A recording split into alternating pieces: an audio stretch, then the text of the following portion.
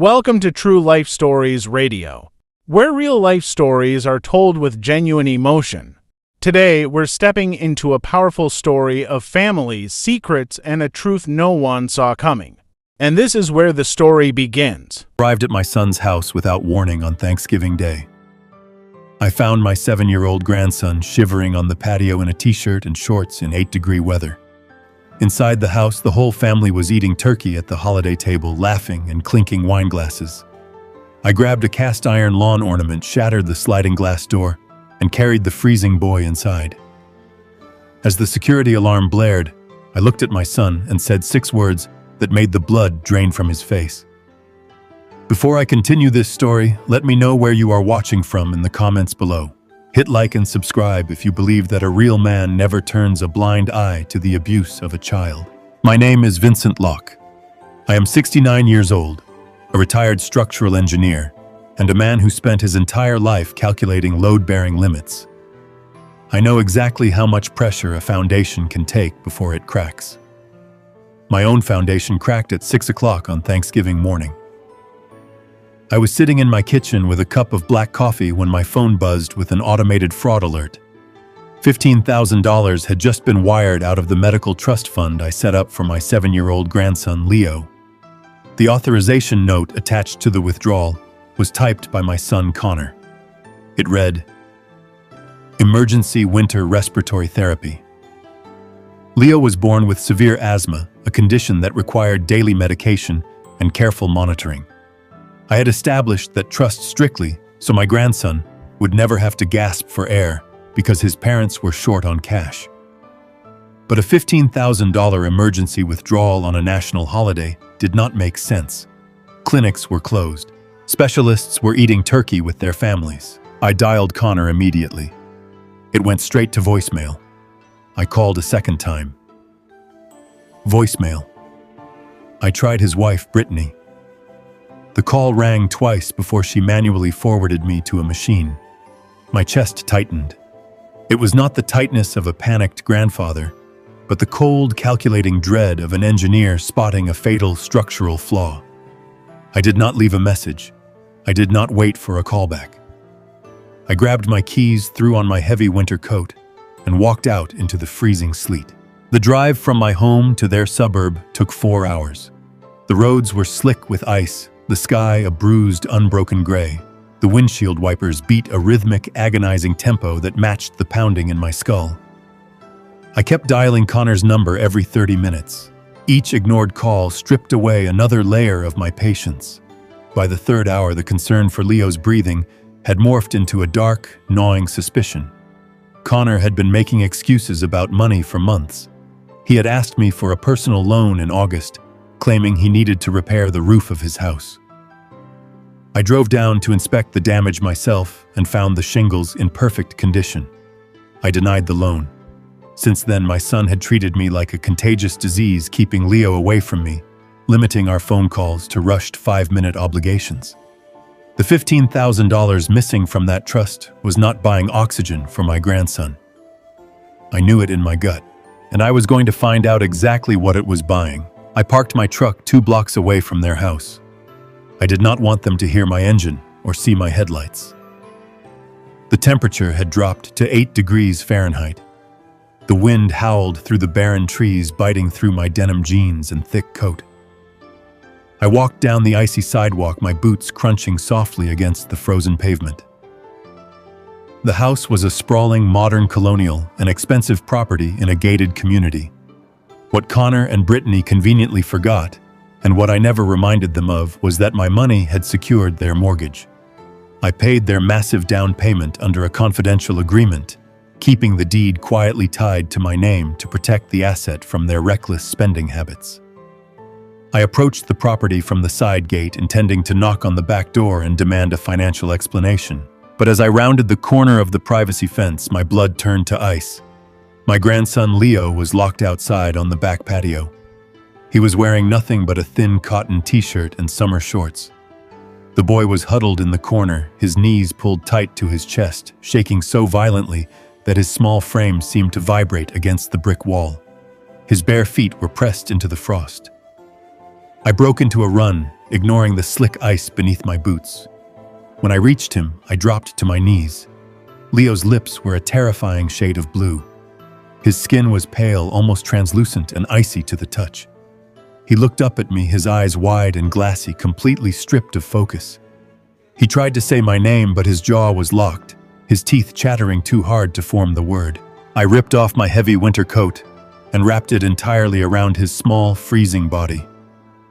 Through the large sliding glass doors of the dining room, I saw the source of this nightmare. The interior was glowing with warm, golden light. A massive roasted turkey sat in the center of a long mahogany table. Connor was pouring red wine. Brittany was laughing, tossing her head back. Sitting across from them were Brittany's parents, Paul and Nancy, dressed in expensive cashmere, holding up their crystal glasses for a holiday toast. They were eating.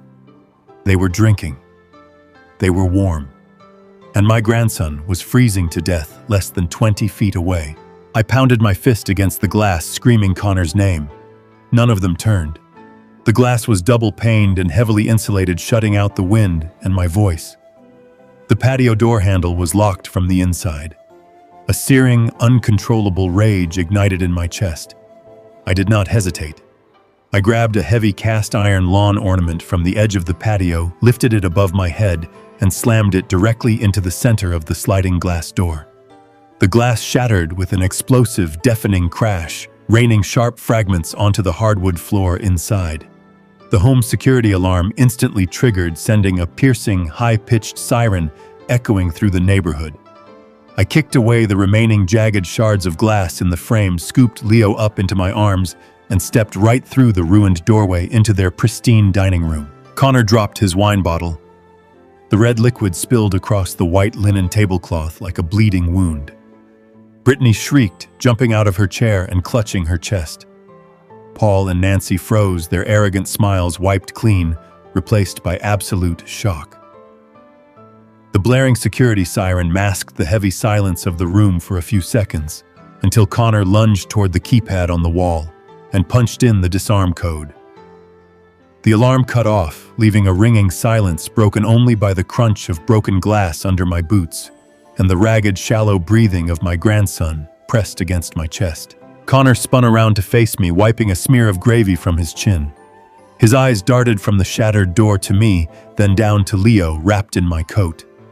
He took a step forward, raising his hands in a frantic, defensive gesture. "Dad, what the hell are you doing?" he shouted, his voice cracking with artificial outrage. "You broke my door. You can't just break into my house." I stared at him, feeling the absolute weight of his failure as a father. "Why was my grandson locked outside in 8-degree weather, Connor?" I asked. My voice did not rise. It was flat, lethal, and quiet. Brittany stepped forward, crossing her arms defensively. "He was throwing a massive tantrum," she snapped, rolling her eyes as if I were the unreasonable one. "He refused to eat the sweet potatoes, started screaming, and was completely ruining the holiday aesthetic for my parents. We just put him on the patio for a 5-minute timeout to teach him a lesson." 5 minutes. Leo's skin was like ice. His core temperature had plummeted. He had been out there for at least half an hour, completely forgotten, while they guzzled wine and celebrated their own vanity. Paul, Brittany's father, scoffed from his seat. "See here, Vincent," he said, adopting an authoritative tone. "You don't just invade another man's property over a simple disciplinary measure. You need to pay for that window and leave." I tightened my grip on Leo. The boy buried his cold face into my shoulder, his small hands clutching the fabric of my shirt. I looked at Paul, then at Brittany, and finally locked eyes with my son. Connor tried to puff out his chest, trying to reclaim some semblance of authority in a room he had just desecrated. "Dad, put my son down," Connor demanded, stepping closer. "You are overreacting. You need to leave right now." I let the silence hang in the air for exactly 3 seconds. I wanted him to feel the absolute certainty of his own destruction. I shifted Leo's weight, looked Connor dead in the eye, and delivered the 6 words that would end his life as he knew it. "The house is mine. Get out." The blood instantly drained from Connor's face. His jaw went slack. Brittany let out a confused scoff, looking at her husband for reassurance. but Connor was paralyzed. He knew exactly what I meant. He knew the deed was safely locked in my vault. I did not wait for his pathetic rebuttal. I turned my back on the lavish table, the spilled wine, and the shattered glass, and carried my grandson straight out the front door. The icy wind hit my face, but I did not stop. I walked down the driveway toward my truck. Connor came sprinting out of the house behind me, slipping on the frost, his voice rising in high, panicked shrieks. "You cannot take him!" he screamed, waving his arms wildly. "That is kidnapping. Put him down, or I swear to God I am calling the cops." I ignored him. I opened the passenger door of my truck, placed Leo gently inside, and turned the heater on full blast. I shut the door, walked around to the driver's side, and got in. Through the windshield, I saw Connor standing in the middle of the street, in his expensive sweater, dialing 911 on his cell phone, shouting into the receiver that an armed man was abducting his child. I put the truck in drive, the tires gripping the ice, and drove away, leaving my son to realize that he had just declared war on the only man holding the keys to his entire existence. The tires of my truck fought for traction against the sleet as I tore out of the gated community. I kept the heater blasting on its maximum setting, the vents roaring with hot air, but the cabin remained desperately cold. Beside me in the passenger seat, my 7-year-old grandson Leo was swallowed up by my heavy winter coat. He was no longer shivering violently, and that terrified me more than anything else. As an engineer, I know that when a system stops vibrating under extreme stress, it means the foundation is failing. The human body is no different. When the shivering stops in freezing temperatures, hypothermia has breached the core. I kept one hand on the steering wheel, gripping the leather until my knuckles ached, and rested my other hand firmly on Leo's chest. I needed to feel the rise and fall of his lungs. The rhythm was shallow, ragged, and accompanied by a wet, rattling wheeze that made the blood pound in my ears. I kept my eyes locked on the treacherous road ahead, my mind operating with cold, mechanical precision. The hospital was exactly 4.2 miles away. At my current speed, factoring in the ice slicks and the reduced visibility of the storm, I calculated an arrival time of exactly 7 minutes. Every second felt like an eternity. The image of the dining room I had just left burned itself into my retinas. The golden light, the roasted turkey, the crystal wine glasses, Connor and Brittany laughing with her wealthy parents, while my grandson was locked on the other side of a glass door, his bare feet freezing to the concrete patio. They had placed him out there for a timeout to preserve their holiday aesthetic. They had discarded him like an inconvenient piece of furniture. The glaring red emergency sign of the hospital finally breached the gray sleet.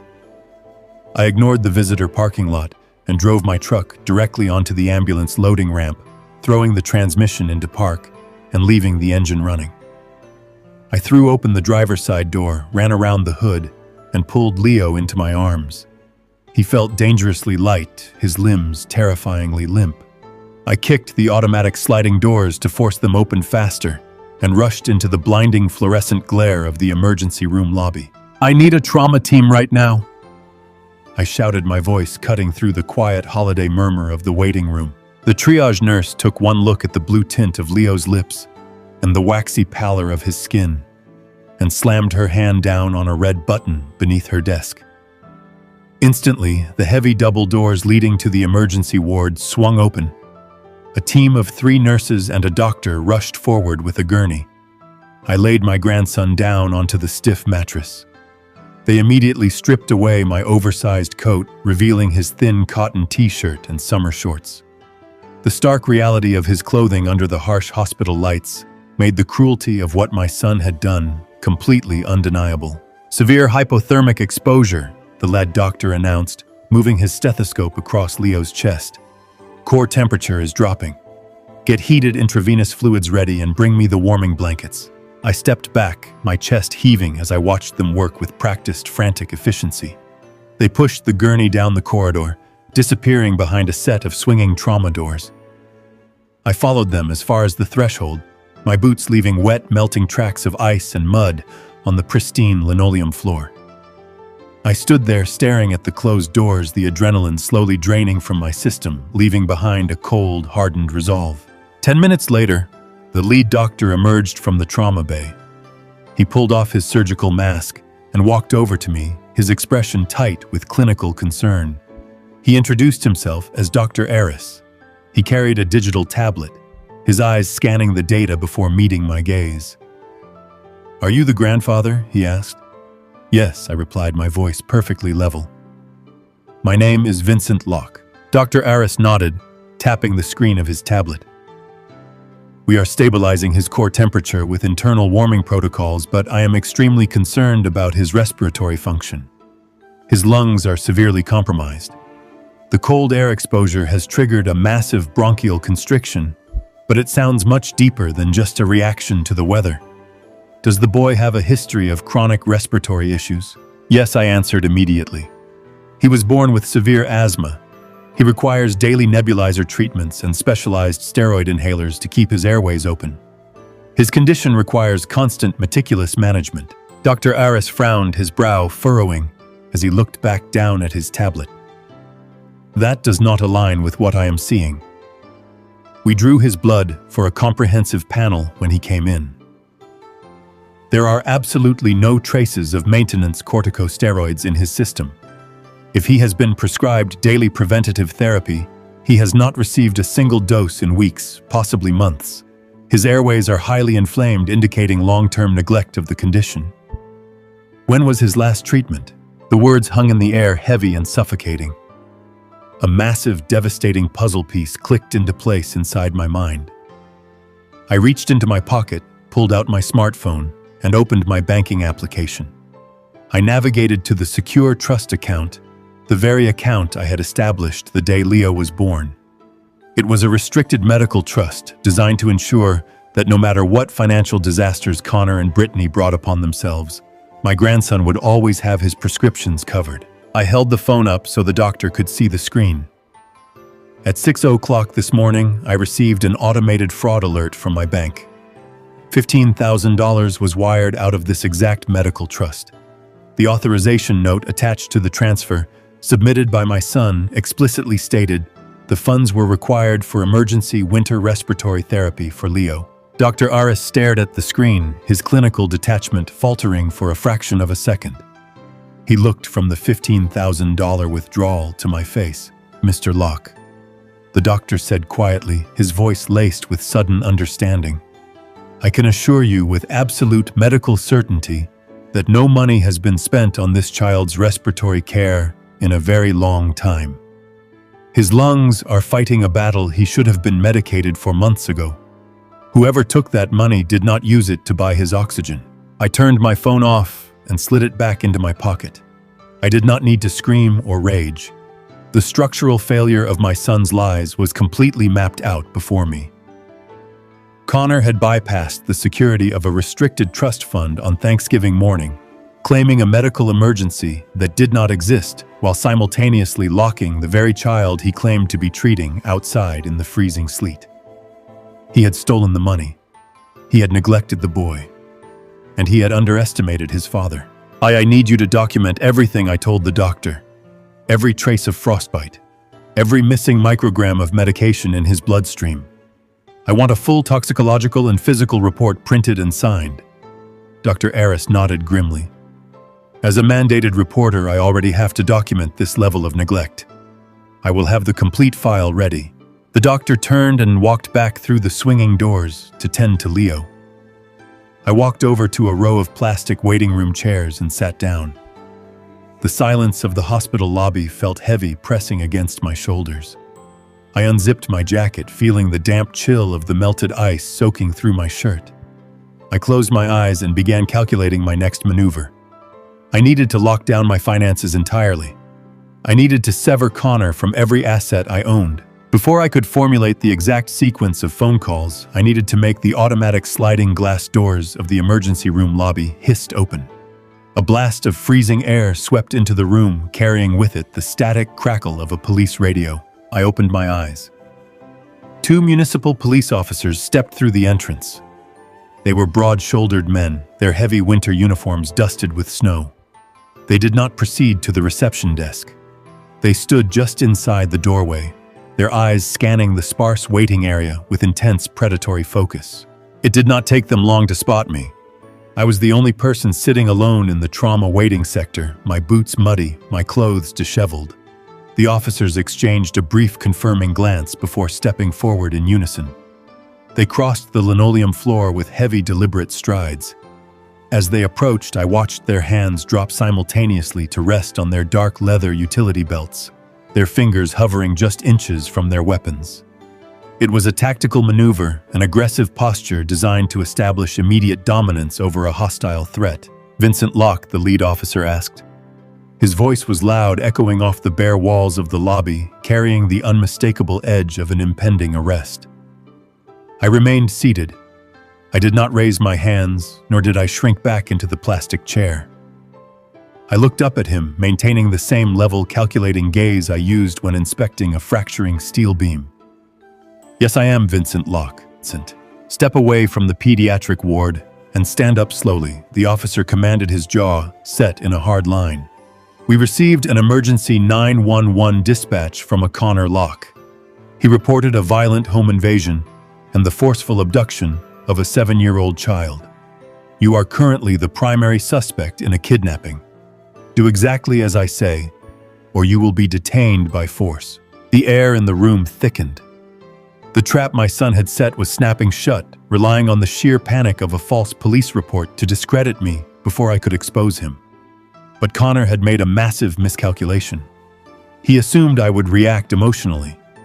He assumed I would fight the police and look exactly like the deranged, violent intruder he claimed I was. He forgot that I am a man who builds foundations designed to withstand earthquakes. I do not break under pressure. I use it. I slowly placed both of my hands flat on my knees, took a slow, steady breath, and prepared to dismantle his entire fabricated reality.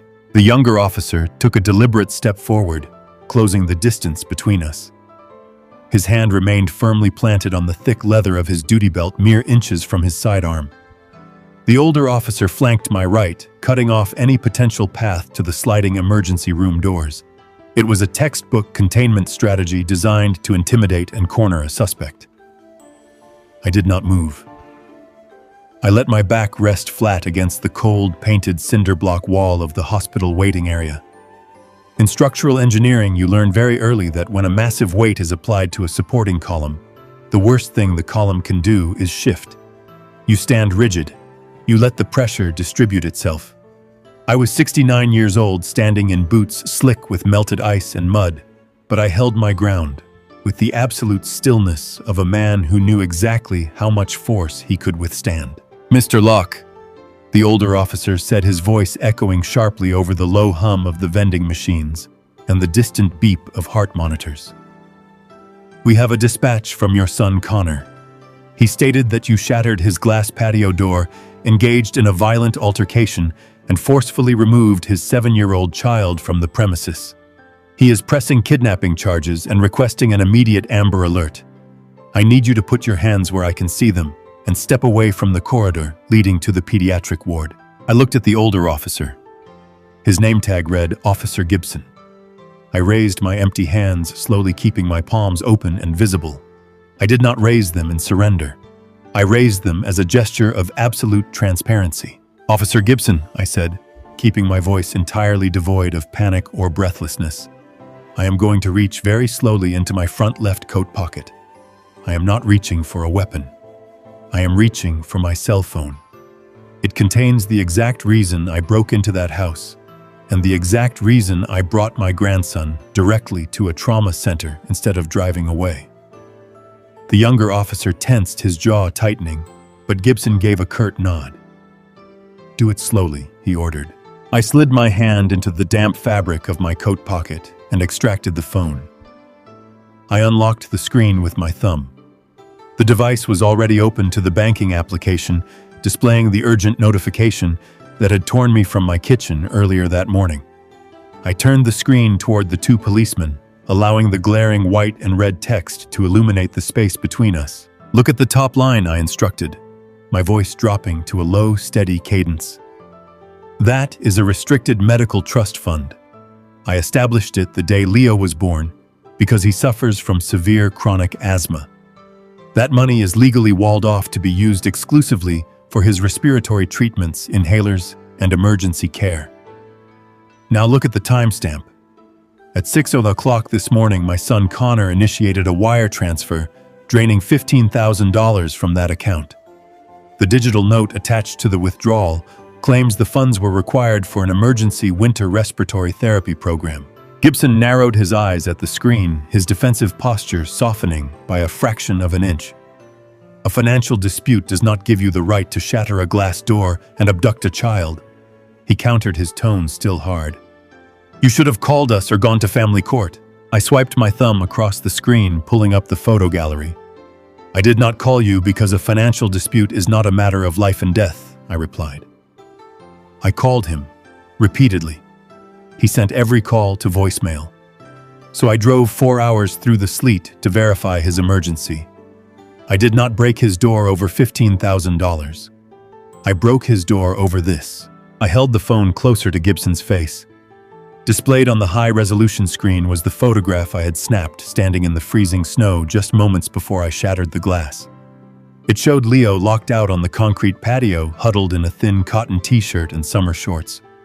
In the background, perfectly framed through the glass, was Connor and his in-laws laughing at a fully set holiday dining table surrounded by warm lighting and roasted turkey. The contrast was not just cruel, it was monstrous. The younger officer leaned in to look at the screen. The air in the waiting room seemed to instantly freeze. The aggressive tactical tension radiating from the two men evaporated, replaced by a sudden chilling realization. They were looking at an image of a child whose skin was pale blue, shivering violently in the frost, while his parents drank expensive wine less than 10 feet away. The timestamp on that photograph is from 45 minutes ago, I told them, tapping the bottom corner of the image. The outside temperature was exactly 8 degrees. He had been locked out there long enough for hypothermia to breach his core. They put him outside because he would not eat his sweet potatoes. They called it a timeout to preserve their holiday dinner. So yes, Officer Gibson, I threw a cast iron lawn ornament through their door. I took the boy, I wrapped him in my coat, and I drove him straight to this emergency room. If that meets the statutory definition of kidnapping, then you can place me in handcuffs right now. But I suggest you ask yourself why a kidnapper would bypass the state line and drive his victim directly into the arms of the nearest pediatric trauma team. Gibson stared at the screen for a long time. The rigid set of his shoulders dropped. He looked at his partner, exchanging a silent, heavy communication that required no words. The dynamic of the entire room shifted entirely. The pressure point had moved from me directly onto the man who had dialed 911. Before Gibson could formulate a response, the heavy double doors leading to the trauma ward violently swung open, hitting the magnetic stops with a loud metallic crack. Dr. Aris strode into the waiting room. His white coat was wrinkled, his stethoscope hung haphazardly around his neck, and his face was set in an expression of absolute clinical fury. He held a stack of freshly printed laboratory results in his hand. He stopped abruptly when he saw the two officers flanking me. He did not look intimidated. He looked like a man who had just found the exact audience he needed. Are you the officers responding to the incident at the Locke residence? Dr. Aris demanded, his voice carrying the sharp, undeniable weight of medical authority. Yes, Dr. Gibson said, turning his attention away from me. We are investigating a reported abduction. There is no abduction, Dr. Aris snapped, waving the printed papers in the air. What we have is a catastrophic case of medical and physical neglect. I just pulled the boy's core temperature up to a safe threshold, but that is the least of our problems right now. Mr. Locke here told me the boy has a history of severe asthma requiring daily maintenance medication. I nodded, keeping my eyes locked on the doctor. Connor claimed the $15,000 he took this morning was for advanced respiratory therapy. Dr. Aris turned to the officers, his eyes burning with a cold, furious intensity. We ran a full comprehensive blood panel on the boy when he arrived. I needed to know his baseline to administer the correct countermeasures for the hypothermia and the bronchial spasms. Gentlemen, there is absolutely zero trace of any daily corticosteroid in that child's bloodstream. None. Zero. A child with his level of chronic asthma should show steady cumulative levels of maintenance medication. The complete absence of these compounds means this boy has not been given a single dose of his prescribed medication in weeks, possibly months. The younger officer pulled out a notepad, clicking his pen with a sharp snap. Are you saying the parents have been denying him medical care? I am saying his lungs are severely inflamed from chronic unmanaged stress, Dr. Aris stated flatly. The cold exposure today triggered a massive respiratory event, but his airways were already compromised by long-term neglect. Whoever has been responsible for filling his prescriptions and administering his daily doses has completely abandoned that duty. If Mr. Locke had not brought him in today, the combination of the freezing temperature and his unmedicated lungs would have sent him into a fatal respiratory arrest before the sun went down. I stood completely still, letting the immense weight of those words settle over the two police officers. Connor had not just left his son out in the cold. He had been systematically denying him life-saving medication for months, while simultaneously draining a restricted medical trust fund, claiming to be paying for advanced treatments. The $15,000 was gone, but not a single dime of it had gone into Leo's lungs. Gibson slowly reached up and keyed the radio microphone on his shoulder. Dispatch, this is Unit 4. Suspect is located at the hospital. Suspect is fully cooperative. Cancel the Amber Alert. We are pivoting the investigation. I need you to dispatch a secondary unit to the Locke residence immediately. Secure the parents. Do not let them leave the premises. We are opening a criminal investigation for severe child endangerment and medical neglect. The radio crackled with a confirmation. Gibson released the microphone and turned back to me. His eyes no longer held the aggressive glare of an arresting officer. They held the grim, respectful acknowledgement of a man who suddenly realized he was standing next to the only person who had done the right thing. Mr. Locke Gibson said, his voice low and deadly serious. I am going to need you to email me that photograph and the banking notification right now. Your son called us hoping we would arrest you before you could talk. He is about to find out that calling the police was the biggest mistake he ever made. I did not smile. There was no victory in this moment, only the cold, necessary execution of justice. I unlocked my phone and prepared to send the evidence that would tear Connor's life down to the studs. The foundation of his lies had cracked under the pressure of the truth, and I was going to ensure the entire structure collapsed right on top of him. But before I could hit send, the automatic doors of the emergency room slid open again, and the distinct sound of Connor's panicked voice echoed into the lobby, signaling that the battle had come directly to my doorstep. The automatic doors of the emergency room slid open with a sharp mechanical hiss.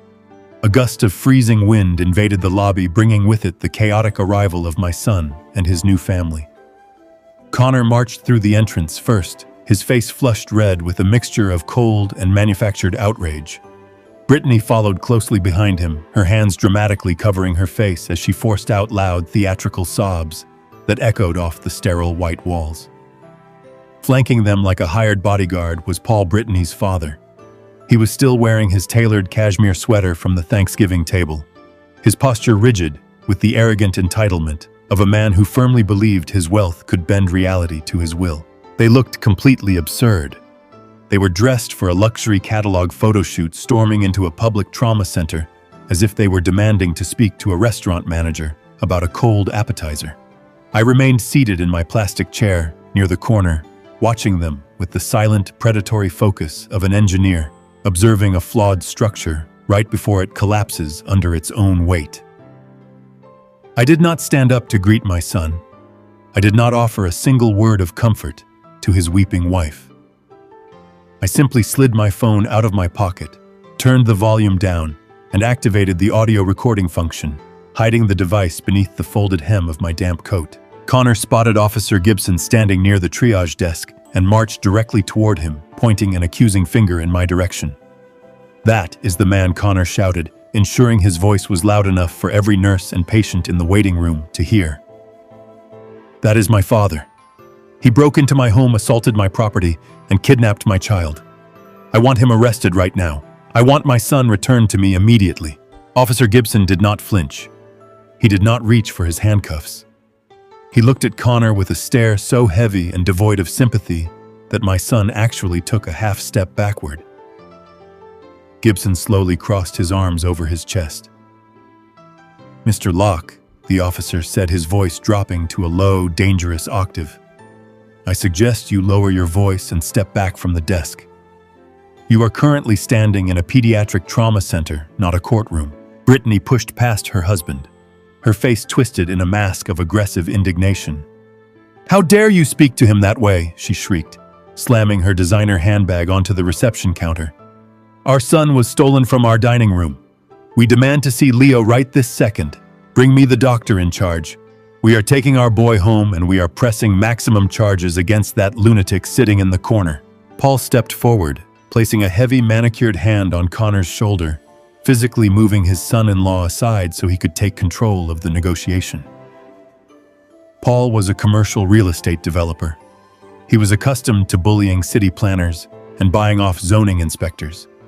He looked at the charge nurse behind the protective glass of the reception desk, pulled a sleek leather wallet from his breast pocket, and leaned in close. "Listen to me very carefully," young lady, Paul said, his voice dropping to a conspiratorial, oily whisper.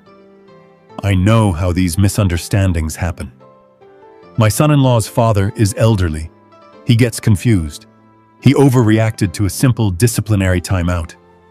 This entire situation is a massive embarrassment, and we would like to resolve it privately before it becomes a legal headache for this hospital." The charge nurse stopped typing on her keyboard. She looked up at Paul, her expression entirely unreadable. "Excuse me, sir," she asked quietly. Paul offered a slick, practiced smile. "I am prepared to be very generous for your discretion," he murmured, slipping a platinum credit card halfway out of his wallet. "I can authorize a highly substantial anonymous donation to the pediatric ward right now. $50,000, maybe more. All you have to do is bypass the unnecessary bureaucratic red tape, release my grandson to my daughter, and accidentally lose the admission paperwork. We walk out the back door, and this hospital gets a brand new wing. Everyone wins." I sat completely motionless in my chair, my phone recording every single syllable. Paul had just attempted to bribe a licensed medical professional in a crowded emergency room to cover up the severe medical neglect of a minor. He had handed me the exact weapon I needed to destroy him. You cannot bribe gravity. You cannot pay a collapsing bridge to stop falling. And you certainly cannot buy your way out of a federal child endangerment investigation. Before the charge nurse could even formulate a response, the heavy double doors of the trauma ward swung open. Dr. Aris marched out into the lobby. He was no longer alone. Walking directly beside him was a stern, sharply dressed woman carrying a thick clipboard and wearing a laminated state identification badge around her neck. Dr. Aris stopped in front of the reception desk, his eyes burning with clinical fury as he looked at Paul, Brittany, and finally at Connor. "Are you the biological parents of the 7-year-old boy currently fighting for breath in my trauma unit?" The doctor demanded, his voice ringing with absolute authority. Connor stiffened, trying to puff out his chest. "Yes, I am his father, and I demand that you discharge him into my custody immediately. My father is mentally unstable and took him without our permission." The woman with the clipboard stepped forward, cutting Connor off before he could utter another lie. "My name is Agent Vance," she said, her voice completely devoid of emotion. "I am a senior investigator with the Department of Child Protective Services. Your son is not being discharged to you, Mr. Locke. In fact, effective immediately, you and your wife are legally barred from coming within 500 feet of his hospital room." Brittany gasped, her hands flying to her mouth. "You cannot do that," she shrieked, turning to her father for help. "Tell them they cannot do that." Agent Vance opened her clipboard, pulling out a freshly printed document bearing an official state seal. "I assure you, ma'am, I have already done it. We received a direct emergency mandate from the presiding judge just 3 minutes ago. Dr. Aris provided us with the child's toxicology report and physical assessment. Your son is suffering from severe hypothermic exposure. Furthermore, his blood work proves he has been entirely deprived of his prescribed life-saving respiratory medication for an extended period. Connor swallowed hard, the color completely draining from his face. A thin sheen of nervous sweat broke out across his forehead. "There is a mistake," he stammered, looking frantically around the room. "We buy his medicine every month. We just withdrew $15,000 from his medical trust today for a specialized winter therapy program. Ask my father. He knows about the trust." I finally stood up. I walked slowly across the linoleum floor, stopping just a few feet away from my son. I pulled my phone from my pocket, ended the audio recording, and looked Connor directly in the eyes. "Yes," I said, my voice steady and cold. "I know about the trust. I know you emptied it at 6 in the morning while your son was gasping for air. And I also know that Dr. Aris just confirmed that not a single drop of medicine has entered Leo's lungs in months. So the authorities are going to have to ask you a very difficult question, Connor. Where exactly did that $15,000 go?" Paul stepped between me and Connor, his face dark with arrogant rage. "Listen to me, you old fool," Paul threatened, pointing a thick finger at my chest. "You are going to withdraw these ridiculous accusations right now, or I will bury you in so much litigation you will lose your pension, your house, and everything you own." I did not blink. I tapped the screen of my phone and held it up for Paul to see the audio file I had just saved. "I am not accusing you of anything, Paul," I replied softly. "I am simply going to hand this recording to Officer Gibson. The one where you offered a registered nurse $50,000 to alter medical records and bypass a police investigation." Paul's pointing finger froze in midair. His mouth opened, but no sound came out. The absolute reality of his situation crashed down upon him. He was a wealthy man who was used to intimidating weak targets.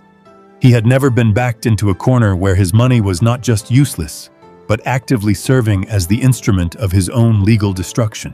Agent Vance turned to Officer Gibson.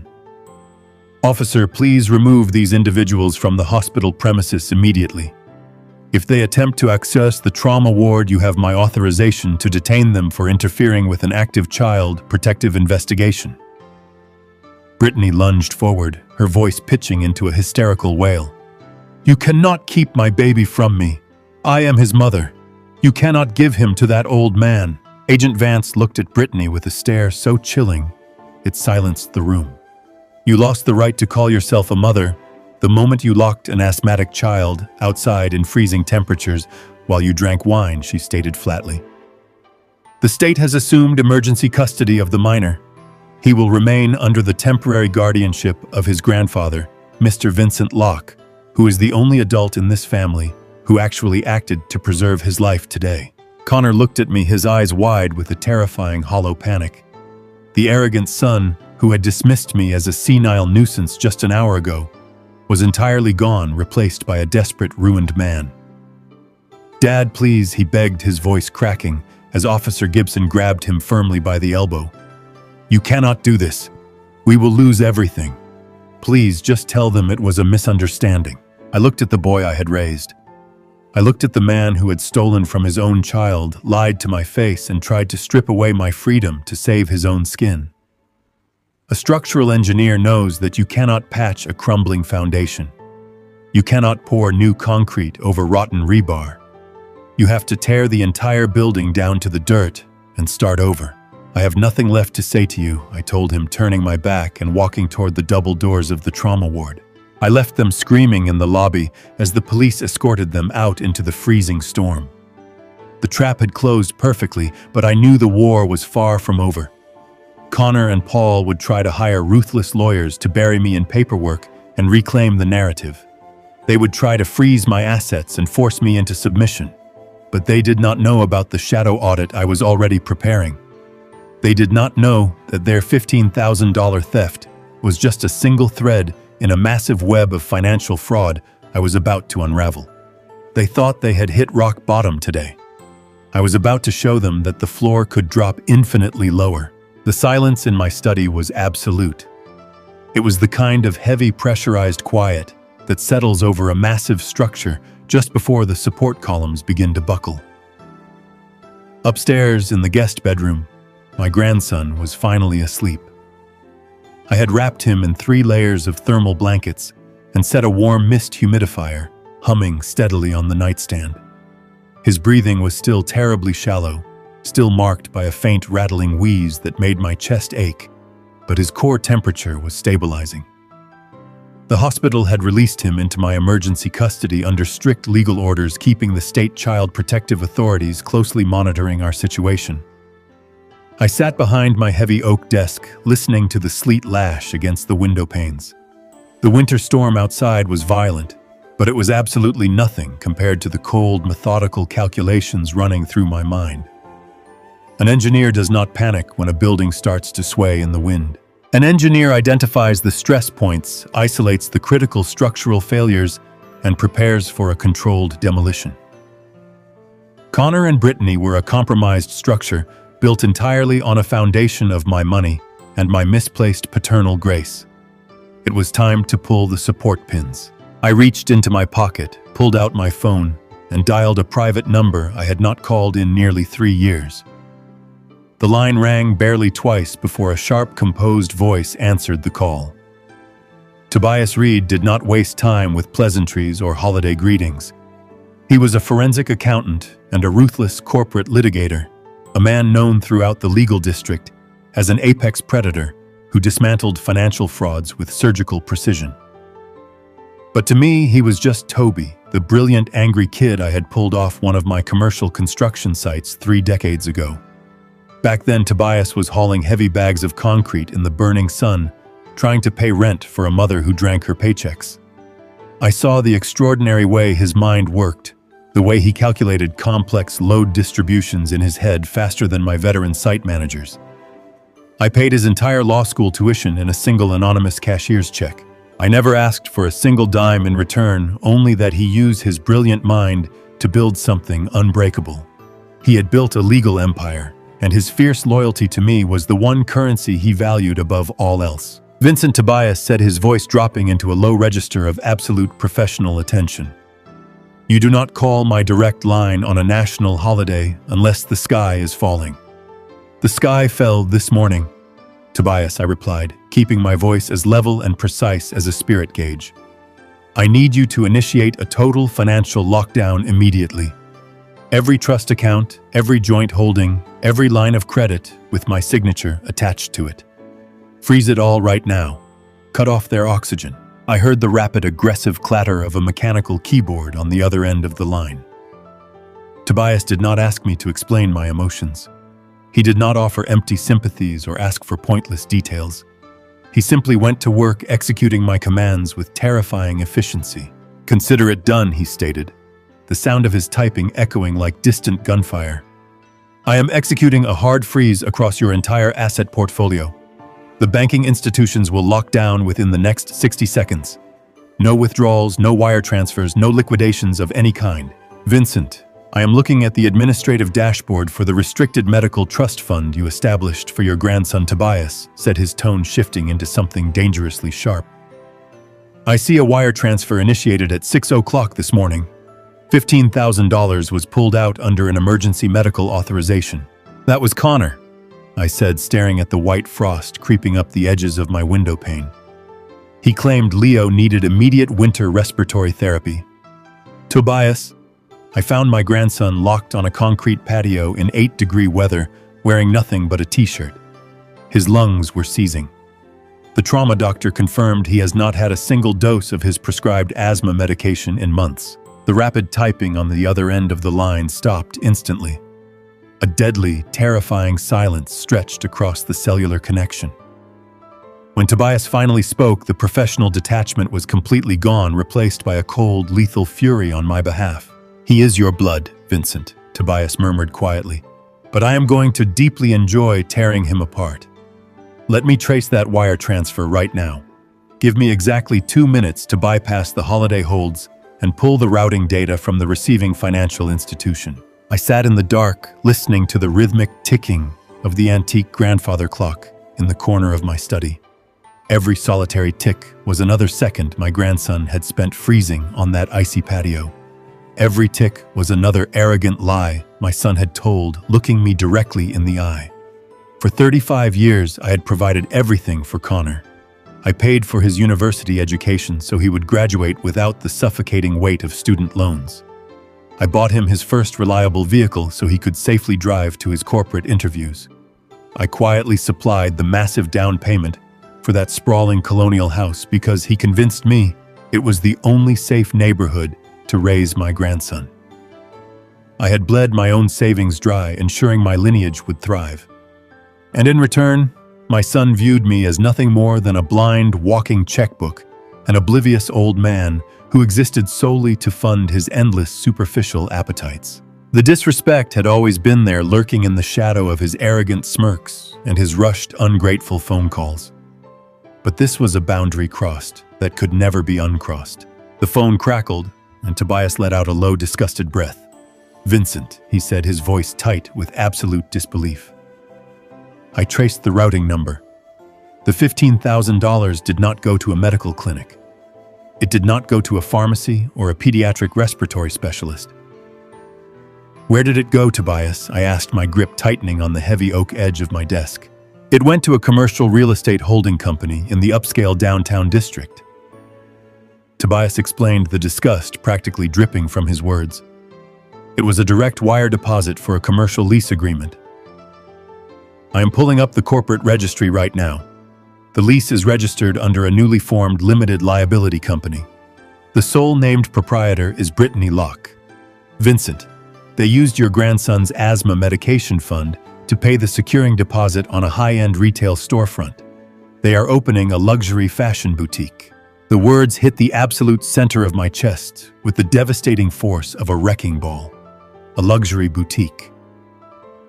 I closed my eyes, visualizing the grand Thanksgiving table, the expensive crystal wine glasses, the arrogant sneer on Paul's face, and the theatrical, pathetic weeping of Brittany in the hospital lobby. They had willingly let a 7-year-old boy gasp for air, depriving him of his life-saving medication month after agonizing month, just so they could save up enough stolen money to sell designer dresses and handbags. They locked a sick child in the freezing sleet to keep him from crying and ruining their aesthetic while they celebrated a vain business venture funded entirely by his stolen breath. My anger crystallized, hardening from a hot, burning rage into an unbreakable diamond of pure retribution. "Do not alert the bank to the wire fraud." Yet I instructed, opening my eyes to the dark room. "Leave the money sitting in the commercial holding account. If we pull the funds back right now, they will simply claim it was a banking error and try to walk away. I want them to sign the final lease agreement. I want them completely legally locked into that massive financial liability." Tobias understood the tactical brilliance immediately. "You want them to hang themselves with their own fraudulent rope," he said, a dark satisfaction weaving into his tone. "Exactly," I replied. "We are going to unearth every single financial sin they have committed. Dig into everything, Tobias. Find the rot." The revelation of this boutique deposit hung in the quiet air of my study. Tobias was breathing heavily through the phone receiver, the sound of his suppressed anger vibrating across the cellular connection. But I did not feel the fiery, blinding rage that usually accompanies a betrayal.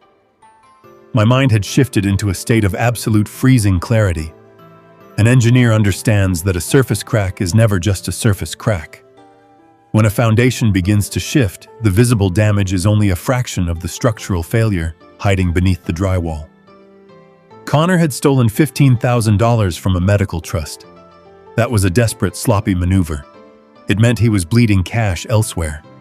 It meant the structural rot went much deeper than a single unauthorized wire transfer. I walked over to the tall windows of my study. The sleet was turning into a heavy driving snow, burying the front lawn in a thick blanket of white. I watched the frozen branches of the oak tree bending under the weight of the ice. "Tobias," I said, my voice cutting through the silence of the room. "Keep digging. A man who steals from his freezing child to fund a luxury storefront does not stop at $15,000. I want you to pull the municipal property records for the colonial house."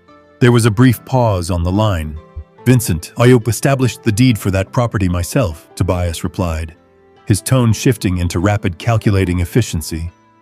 We bound the title entirely to your name to protect the asset from your son's liabilities. He does not have the legal authority to borrow against it or alter the equity. I know how we built it, I told him. But I also know that Connor has been living inside that house for 4 years, pretending he owns the walls around him. Arrogance breeds absolute stupidity. Check the municipal registry. I need to know the exact load-bearing status of that property. I listened to the rapid, aggressive striking of the keyboard as Tobias accessed the secure county databases. The ticking of the grandfather clock in my study seemed to synchronize with his keystrokes. For 2 entire minutes, neither of us spoke. The silence stretched, pulling tighter and tighter, until I heard the sudden, sharp intake of breath on the other end of the line. The typing stopped entirely, Vincent, Tobias whispered. His voice was completely stripped of its usual unshakable confidence. It was hollow, echoing with a profound, sickening disbelief. What is it? I asked, keeping my posture completely rigid. There is a lien on the property. Tobias said, the words falling from his mouth like heavy stones. A massive encumbrance. A second mortgage was executed exactly 90 days ago. The bank disbursed a lump sum of $250,000 against the equity of the house. The numbers echoed in the quiet space of my study. $250,000. I stared out at the driving snow, processing the data with mechanical precision. That is a mathematical impossibility, I stated flatly. The deed is locked in my vault. I am the sole guarantor of that property. No underwriter in this state would authorize a second mortgage without my physical presence, my government identification, and my ink on the contract. Tobias was already moving his fingers, flying across the keys as he breached the digital archives of the lending institution. I am pulling the digitized loan packet right now, he muttered, his tone sharpening into a lethal predatory focus. He navigated the banking portals with the speed of a man who dismantled financial frauds for a living. I have the authorization vector. Vincent. They bypassed the physical requirements entirely. The loan was executed digitally through a third-party broker. How I demanded. Power of attorney, Tobias replied, the disgust practically choking his words. A comprehensive, durable financial power of attorney. A legal instrument granting Connor Locke complete unfettered authority to encumber, liquidate, or transfer any real estate asset bearing your name. I am sending the document to your secure email right now. My computer monitor chimed with an incoming notification. I moved away from the window, sat down in my heavy leather chair, and opened the encrypted file. The bright light of the screen illuminated the dark wood of my desk. I stared at the scanned legal document. It was densely packed with legal terminology establishing Connor as my sole financial proxy, citing my advancing age and supposed declining physical health as the justification. But my eyes bypassed the deceptive paragraphs and locked directly onto the final page. There at the bottom of the stark white screen was my signature. I leaned in close, studying the digital ink. It was a masterpiece of forgery. The loops, the precise slant of the lettering, the heavy pressure on the downward strokes. It was an exact, flawless replica of my handwriting. Sitting right next to the forged signature was the blue ink stamp of a licensed public notary. I looked at the date stamped in the top right corner of the document. Late August. The timeline struck me with the devastating force of a physical blow. The memory materialized in my mind with agonizing clarity. In late August, Connor had driven to my house playing the role of a desperate, humbled son. He claimed the roof of his colonial house had suffered severe water damage from a summer storm. He begged me for a personal loan of $50,000 to replace the shingles before the winter set in. I had driven down to the property the very next day. I climbed up a 20-foot aluminum ladder in the sweltering heat, risking a fall at my age to personally inspect the damage. I spent 2 hours crawling across the pitch of the roof, examining the flashing and the gutters. I found absolutely nothing wrong. The structure was in perfect condition. I denied his loan, telling him I would not fund his imaginary emergencies. But Connor had not accepted that denial. He had used it. While I was sweating on the roof, inspecting the integrity of his home, Connor had been inside my house. He had requested to use my private study to take a business call. I had given him access to my inner sanctum. He had spent those 2 hours digging through my filing cabinets, pulling out old tax returns, canceled checks, and original blueprints. He had stolen my signature. He had sat at my own desk practicing the curves of my name while I was risking my neck trying to protect his family from the rain. The sheer absolute magnitude of the treachery settled over me like a suffocating shroud. Connor was not just a negligent father who had made a few selfish financial mistakes. He was a predator. He had orchestrated a $250,000 extraction, knowing exactly what it would do to me. He and Brittany had siphoned the massive loan into offshore accounts, likely fueling her vanity boutique and whatever luxury debts they had accumulated. But the money was not the true horror. The true horror was the load-bearing reality of the debt. Connor had defaulted on the loan intentionally. He was making no payments. I could see the delinquency notices accumulating in the bank ledger Tobias was reciting over the phone. Connor planned to let the mortgage completely collapse. He planned to let the bank foreclose on the property, knowing that the massive fraudulent debt would default directly onto my shoulders. He was going to bleed my life savings dry, shatter my immaculate credit, and leave his own father completely bankrupt and homeless in the final years of my life. He wanted to destroy me. Vincent, Tobias said, his voice breaking through the heavy silence in my study. We need to deploy the nuclear option right now. I am drafting an emergency injunction to send to the federal banking authorities. I will contact the district attorney and have Connor and Brittany arrested for first-degree wire fraud, identity theft, and grand larceny. I can have a fleet of patrol cars waiting for them outside their hotel by midnight. We dropped the hammer immediately. I stared at the forged signature on my monitor. The blue notary stamp mocked me, a symbol of how easily a lifetime of honest labor could be hijacked by a greedy parasite. The fury burning in my chest did not erupt into a screaming demand for vengeance. It condensed. It compressed itself into a cold, unbreakable pillar of tactical execution. No, I said quietly. My voice was completely steady, stripped of all warmth. Tobias stopped typing. The silence on the line was thick with confusion. Vincent, this is federal fraud. If we do not alert the bank immediately, you are legally exposed to $250,000 in liabilities. They are trying to bury you. I know exactly what they are trying to do, Tobias, I replied, leaning back in my chair. But an engineer does not detonate the explosive charges while the enemy is standing outside the blast radius. If we alert the bank right now, Connor will immediately play the victim. He will hire aggressive defense attorneys. He will claim I gave him verbal permission to sign the document because of my failing memory. He will drag this out in the court system for years, hiding behind the guise of a misunderstanding. I will not give him the luxury of a legal defense. I will not allow him a single inch of maneuvering room. What are you commanding me to do? Tobias asked, the dark realization slowly dawning in his tone. I want you to leave the trap exactly as they set it, I instructed, my eyes locked on the driving snow outside the window. Do not alert the banking authorities. Do not freeze the fraudulent mortgage account. Let Connor and Brittany believe their brilliant scheme is functioning perfectly. Let them believe I am completely oblivious to the $250,000 sitting in their offshore holding company. Vincent, that is an incredibly dangerous tactical gamble, Tobias warned, though I could hear the ruthless admiration bleeding into his voice. If you let this mortgage stand, you are weaponizing a loaded gun pointed directly at your own head. I am pointing the gun, Tobias, I corrected him coldly. I am simply refusing to pull the trigger until the barrel is pressed directly against my son's chest. We are going to use this forged power of attorney as the absolute fulcrum of their destruction. Connor thinks he has anchored a massive chain around my neck, but he has actually handed me the exact lever I need to collapse his entire existence. Keep digging into their accounts. Secure the original copies of the notary logbook. Build the entire forensic profile in total silence.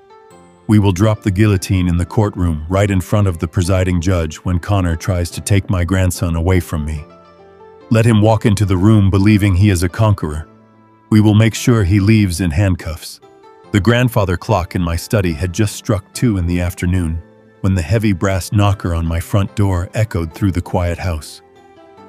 I was sitting at my desk, looking at the freshly printed copy of the forged power of attorney Tobias had just securely emailed to me. Upstairs, the faint, steady hum of the humidifier assured me that Leo was still sleeping, his exhausted body finally finding rest after the trauma of the freezing patio. I slowly folded the fraudulent document, slid it into the front pocket of my flannel shirt, and walked down the hallway to the foyer. I did not need to check the security cameras to know who had driven through the winter storm to reach my property. Desperation has a very specific schedule, and arrogant men always believe they can buy their way out of a collapsing timeline. I turned the deadbolt and pulled the heavy wooden door open. The bitter cold rushed into the entryway, carrying the harsh sting of the icy wind. Standing on my porch were Paul and Nancy. They looked entirely out of place on the modest concrete steps of my home. Paul was wearing a heavy tailored cashmere overcoat, and Nancy was wrapped tightly in a dark fur-trimmed jacket. Behind them, idling in my driveway, was a massive luxury sport utility vehicle, its exhaust billowing thick white clouds into the freezing air. Paul did not wait to be invited inside. He did not offer a greeting. He used his substantial physical size to step directly across my threshold, forcing me to take a step back into my own foyer. Nancy followed close behind him, her eyes darting around my simple, unpretentious home with a look of undisguised aristocratic distaste. Paul closed the front door behind him, shutting out the storm, and immediately attempted to dominate the space. He was a commercial real estate developer, a man accustomed to using his broad shoulders and expensive suits to intimidate contractors and bully city officials. He stepped uncomfortably close to me, invading my personal space, trying to use his height to look down at me. But I am a man who spent 40 years walking across open steel beams suspended hundreds of feet in the air. A man in a cashmere coat throwing his weight around my hallway did not register as a structural threat. I stood perfectly still, letting him expend his aggressive energy against an unmoving wall. "Listen to me very carefully," Vincent Paul began, his voice booming with forced artificial authority. "I have spent the last 4 hours dealing with lawyers, hospital administrators, and government agents because of your ridiculous melodramatic stunt. My daughter is currently sitting in my house in absolute hysterics because you manipulated the state into taking her child. You have crossed a massive legal line today, and I am here to give you exactly one chance to undo the damage before I ruin you." I looked at him, keeping my breathing slow and measured. "Ruin me," I repeated quietly. Paul reached into the breast pocket of his coat and pulled out a slender designer leather checkbook. He withdrew a gold pen from his lapel and clicked it open with a sharp, aggressive snap. He held the checkbook up, hovering the pen over the blank paper. "Connor told me about the $15,000, Paul said, his tone dripping with condescending impatience. "He told me about the medical trust fund. It was a stupid, impulsive mistake by a young man under pressure. But it is just money, Vincent. It is not a kidnapping. It is not child endangerment. It is a minor financial dispute between a father and a son. I am going to write you a check right now for the full $15,000. I will even add an extra $5,000 for your trouble. You take this check, you deposit it today, and you call the Child Protective Services agent. You tell them you overreacted. You tell them Leo was outside for 2 minutes, not 30. You withdraw your complaint, and you bring my grandson back to my daughter immediately." I stared at the gold pen hovering over the checkbook. The sheer breathtaking audacity of the offer settled over the room. Paul was actually trying to purchase his way out of a criminal investigation. He was attempting to place a $20,000 price tag on the blue, frostbitten lips of my 7-year-old grandson. He believed that money was the ultimate sealant, a magic resin that could patch over the fact that his daughter had locked a sick child in the freezing sleet so she could enjoy her holiday wine in peace. And if I declined to sell my grandson back to his abusers? I asked, my voice dropping to a low, dangerous cadence. Paul's face hardened, his jaw setting into a rigid, ugly line.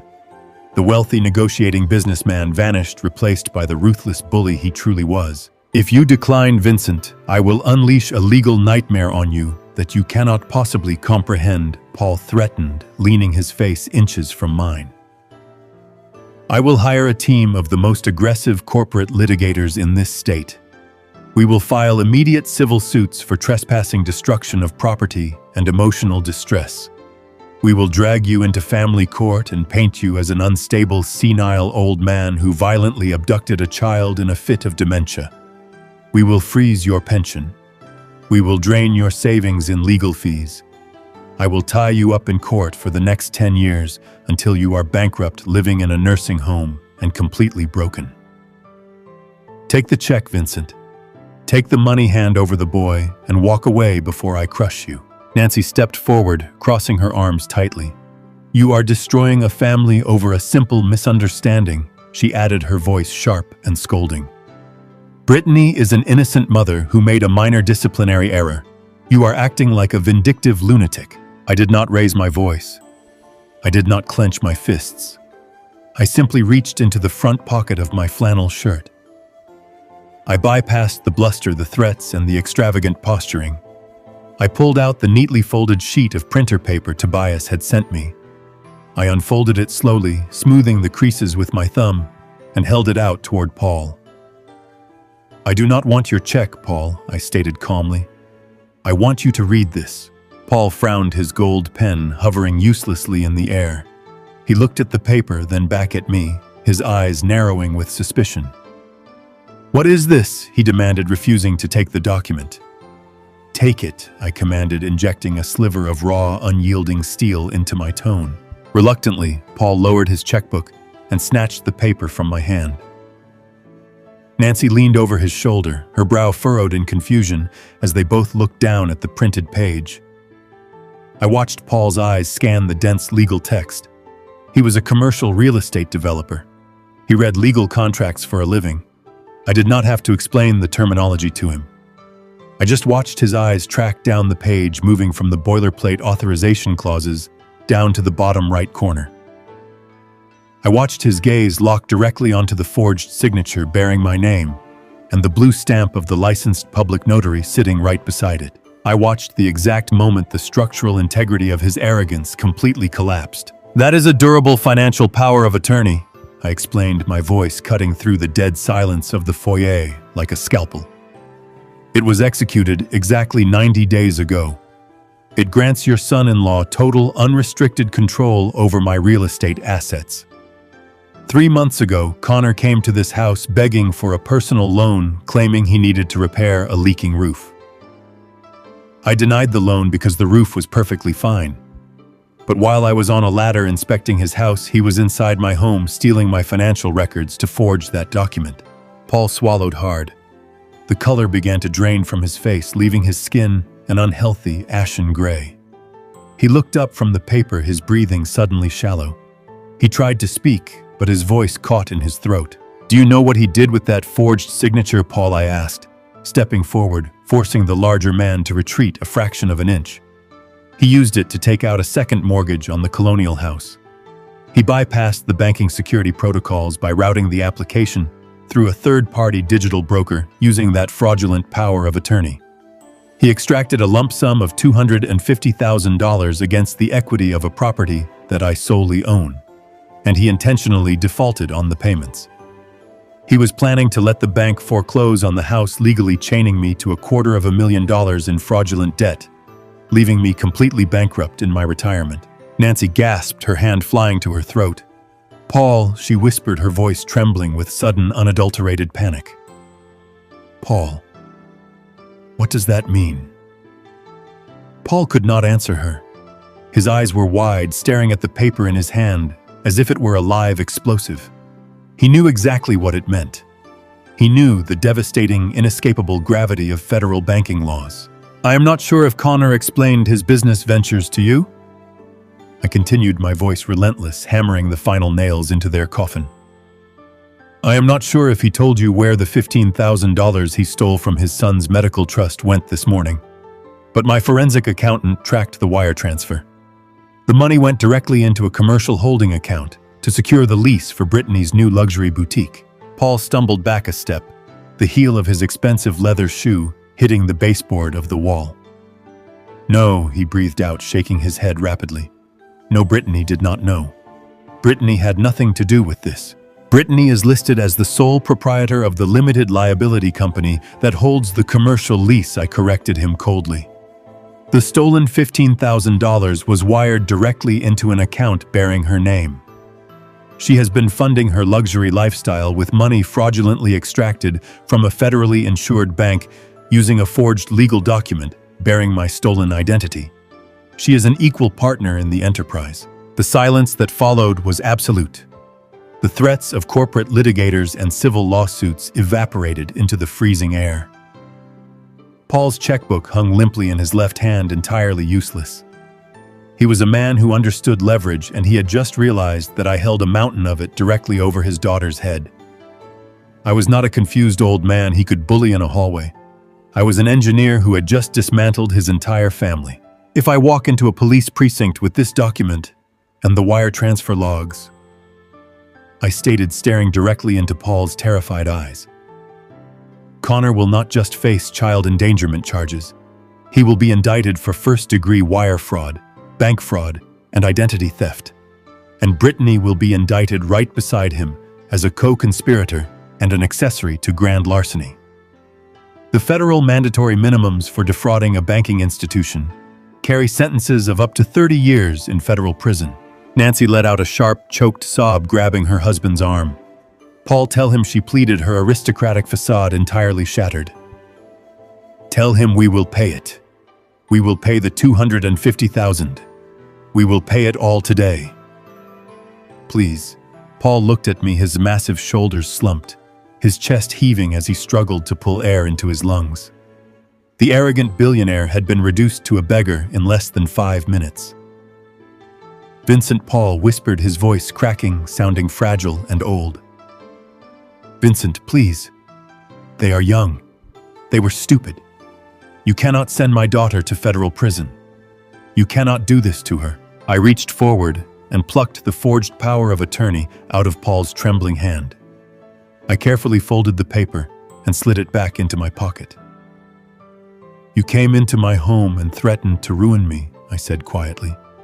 You threatened to destroy the final years of my life to protect a woman who locked a sick child in the ice. You told me you would take my grandson away from me. Paul shook his head desperately, tears welling in the corners of his eyes. I take it back, he choked out, raising his hands in a frantic gesture of surrender. I take it all back. I swear to you, Vincent.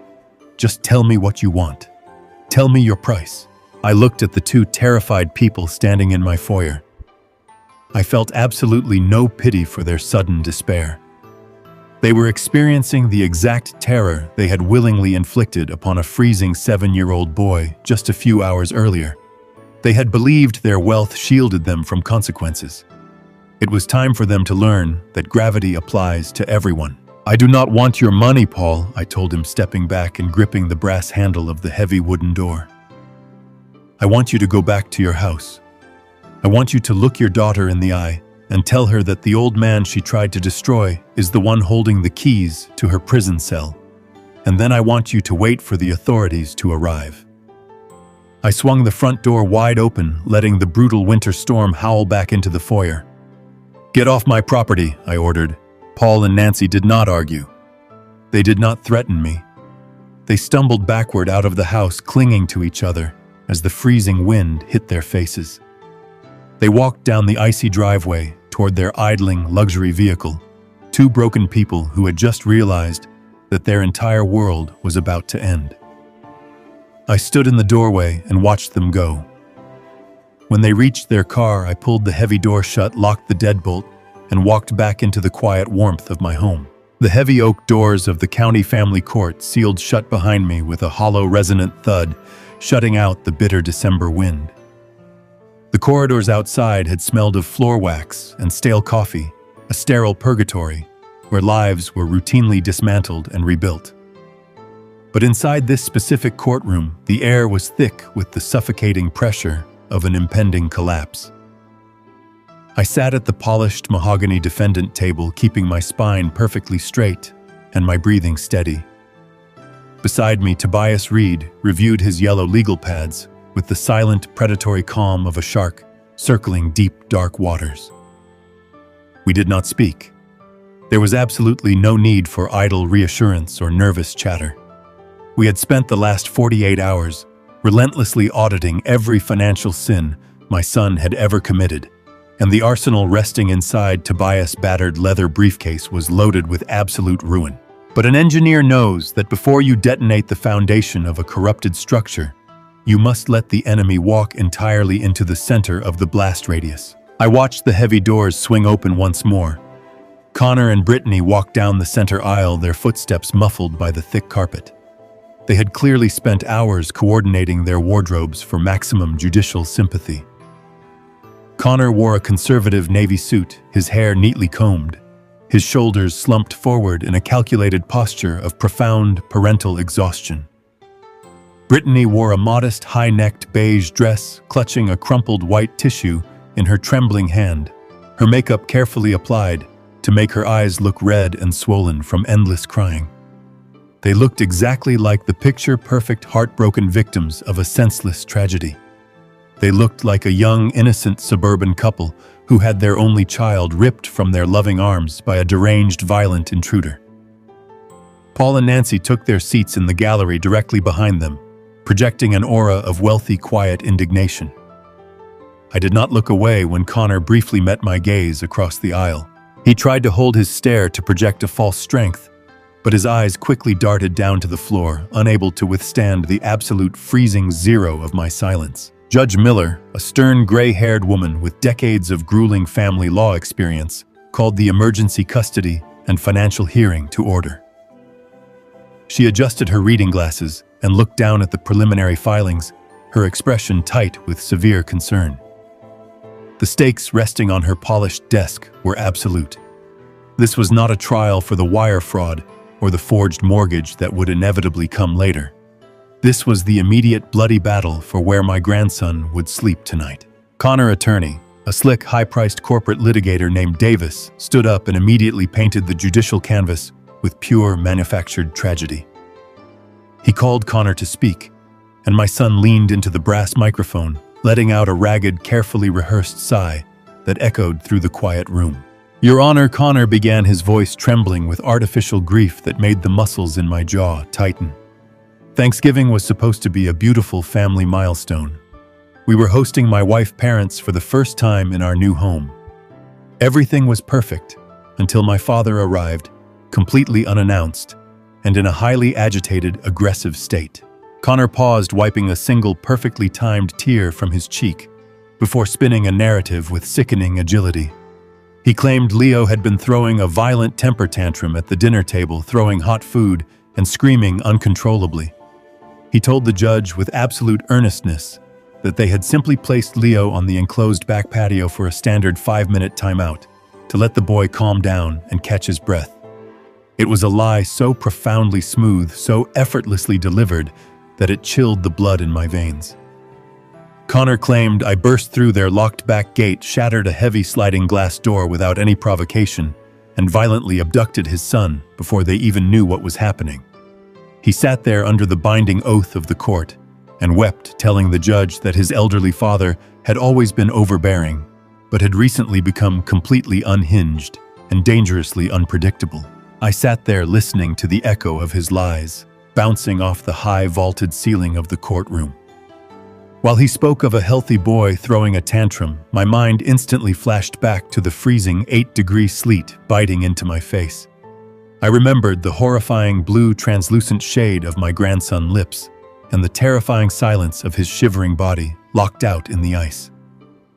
I remembered the absolute medical certainty of Dr. Aris in the trauma ward, confirming that Leo airways were severely inflamed from months of utter neglect. Connor was standing mere feet away from me, actively depriving his son of life-saving oxygen in his narrative, just to mask the fact that he had stolen $15,000 to fund a luxury boutique. I felt a cold, dense weight settle in the center of my chest, but I did not interrupt his performance. I did not object. Tobias shifted slightly in his leather chair, his pen hovering motionlessly over his legal pad, his eyes fixed on Connor with a terrifying, emotionless stare.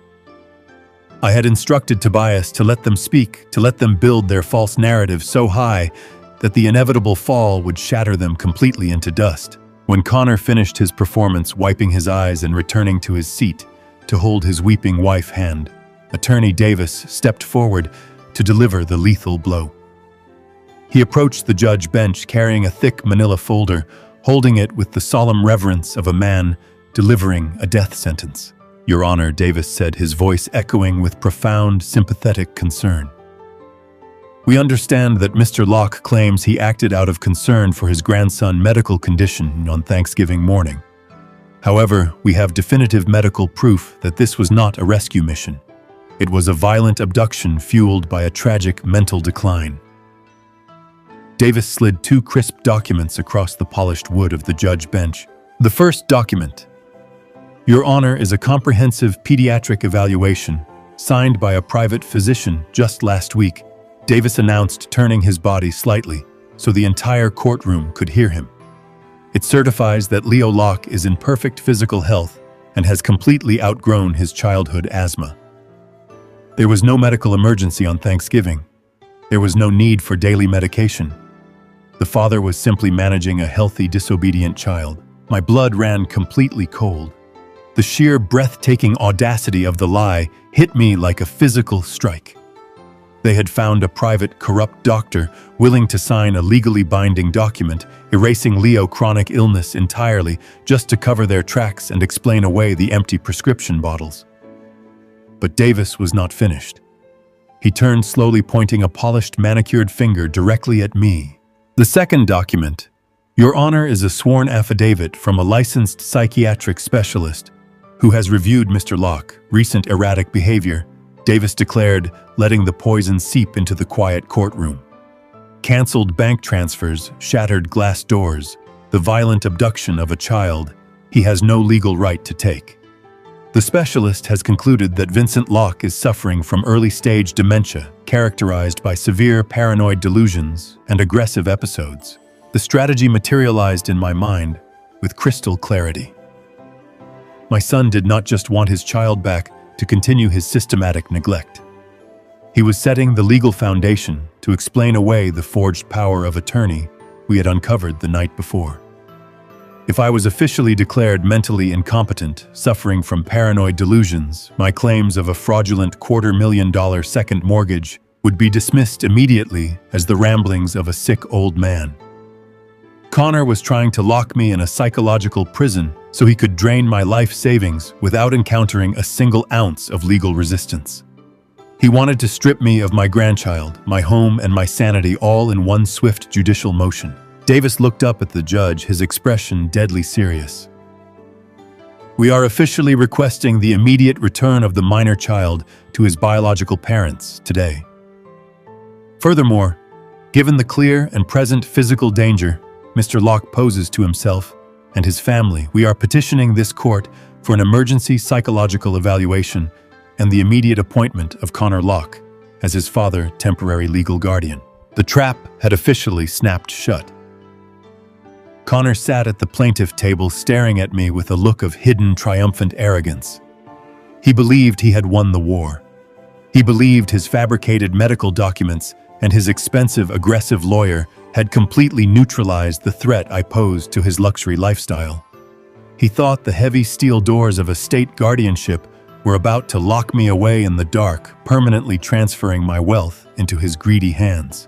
I looked at the forged medical papers sitting on the judge's desk, then slowly turned my head to look at Tobias Reed. Tobias did not look worried. He did not look intimidated by the high-priced litigator standing across the aisle. Tobias simply reached down, unlatched the heavy brass locks of his battered leather briefcase, and looked back at me with dark, calculating eyes that promised absolute and unyielding destruction. Tobias Reed did not leap to his feet with dramatic indignation. He did not raise his voice to object to the blatant perjury that had just infected the sterile air of the courtroom. He simply stood up, adjusting the cuffs of his dark tailored suit with the meticulous calculating care of a demolition expert preparing to detonate a condemned building. He looked at Davis, then at Connor, and finally directed his absolute unwavering focus toward Judge Miller. "Your Honor," Tobias said, his voice a low, resonant baritone that commanded the entire room without requiring a single decibel of elevated volume. "We will not be submitting a counter-psychological evaluation today. We will not insult the intelligence of this court or waste your valuable time by defending my client against a fabricated diagnosis purchased from a morally bankrupt specialist. My client memory is completely intact. His cognitive functions are flawless, and his actions on Thanksgiving morning were not born of dementia, but of absolute, terrifying necessity." Tobias reached down to his side. The heavy brass latches of his battered leather briefcase opened with two sharp, simultaneous clicks that echoed loudly in the quiet room.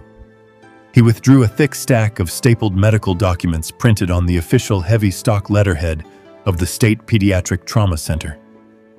He walked forward with measured steps, handing a copy to the bailiff to pass up to the judge and placing another copy directly in front of a highly confused Davis. "Your Honor," Tobias continued, pacing slowly back to our mahogany table. "Opposing counsel has just presented a private document claiming the minor child is in perfect health and has somehow miraculously outgrown his chronic respiratory illness. I am submitting the official emergency room toxicology report and the comprehensive blood panel drawn by Dr. Aris, the attending pediatric trauma surgeon, on Thanksgiving morning.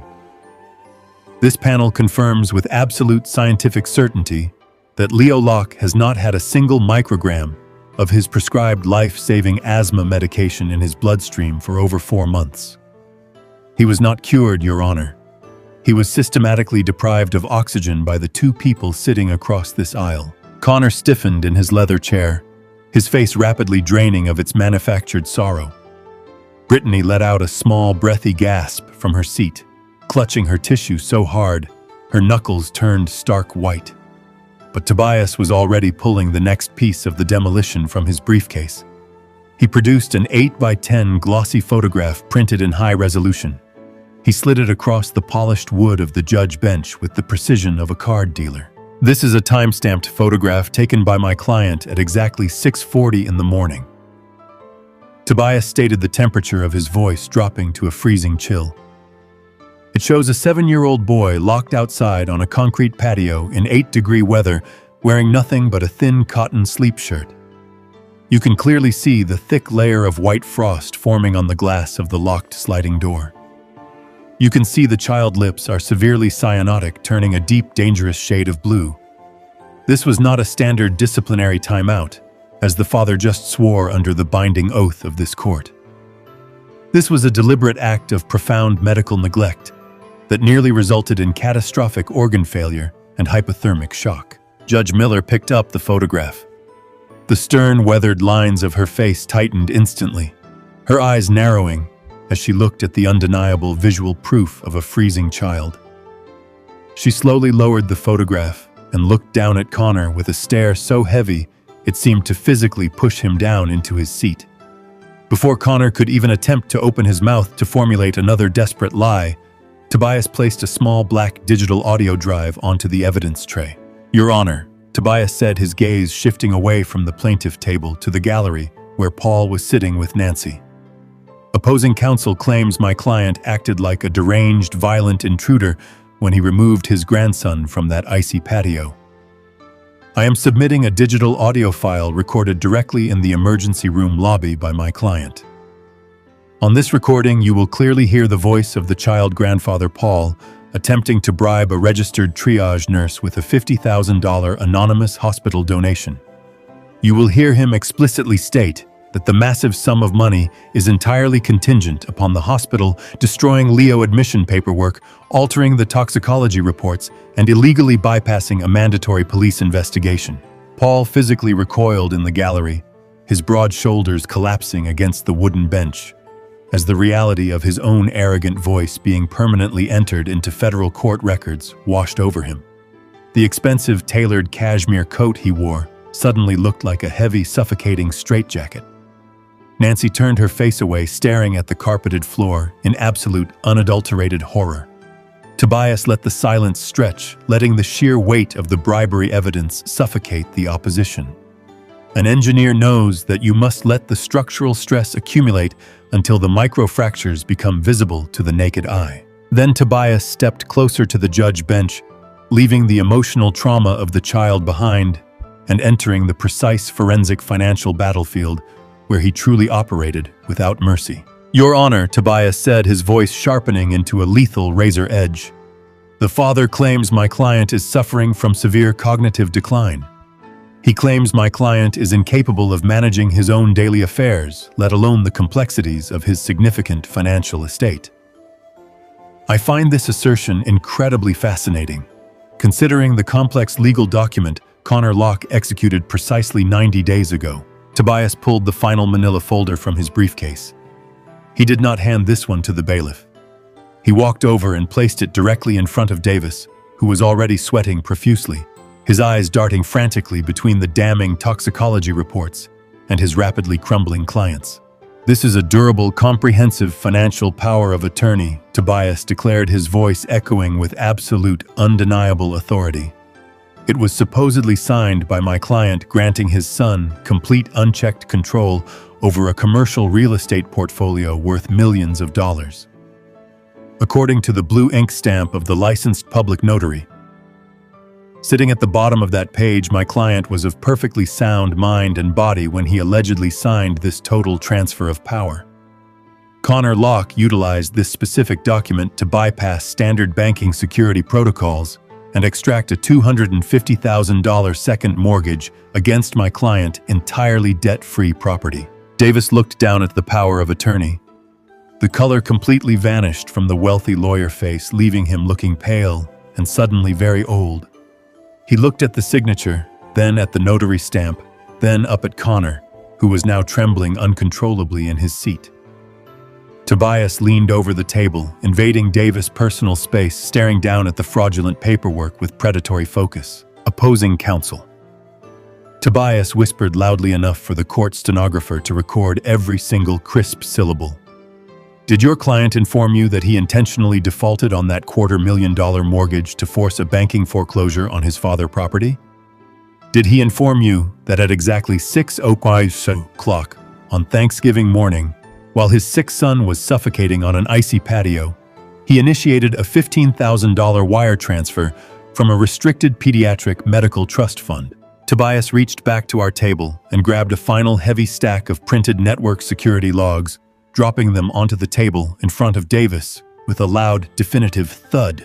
"These are the verified internet protocol logs subpoenaed directly from the banking institution," Tobias announced, turning his body back to face the judge.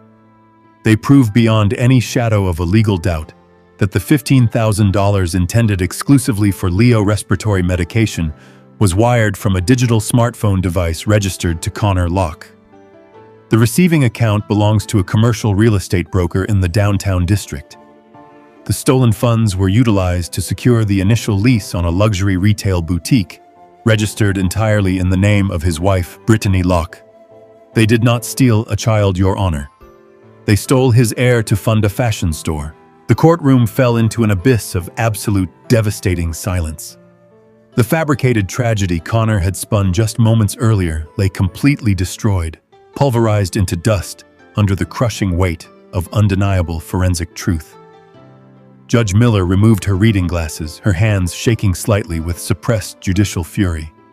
She looked at the photograph of the freezing child, then at the wire transfer logs, and finally at the high-priced litigator standing frozen at the plaintiff table. "Counselor," the judge said, her voice ringing through the room like a struck iron bell, "did you review these financial documents and this medical evidence before you petitioned this court to grant your client emergency guardianship over the defendant estate?"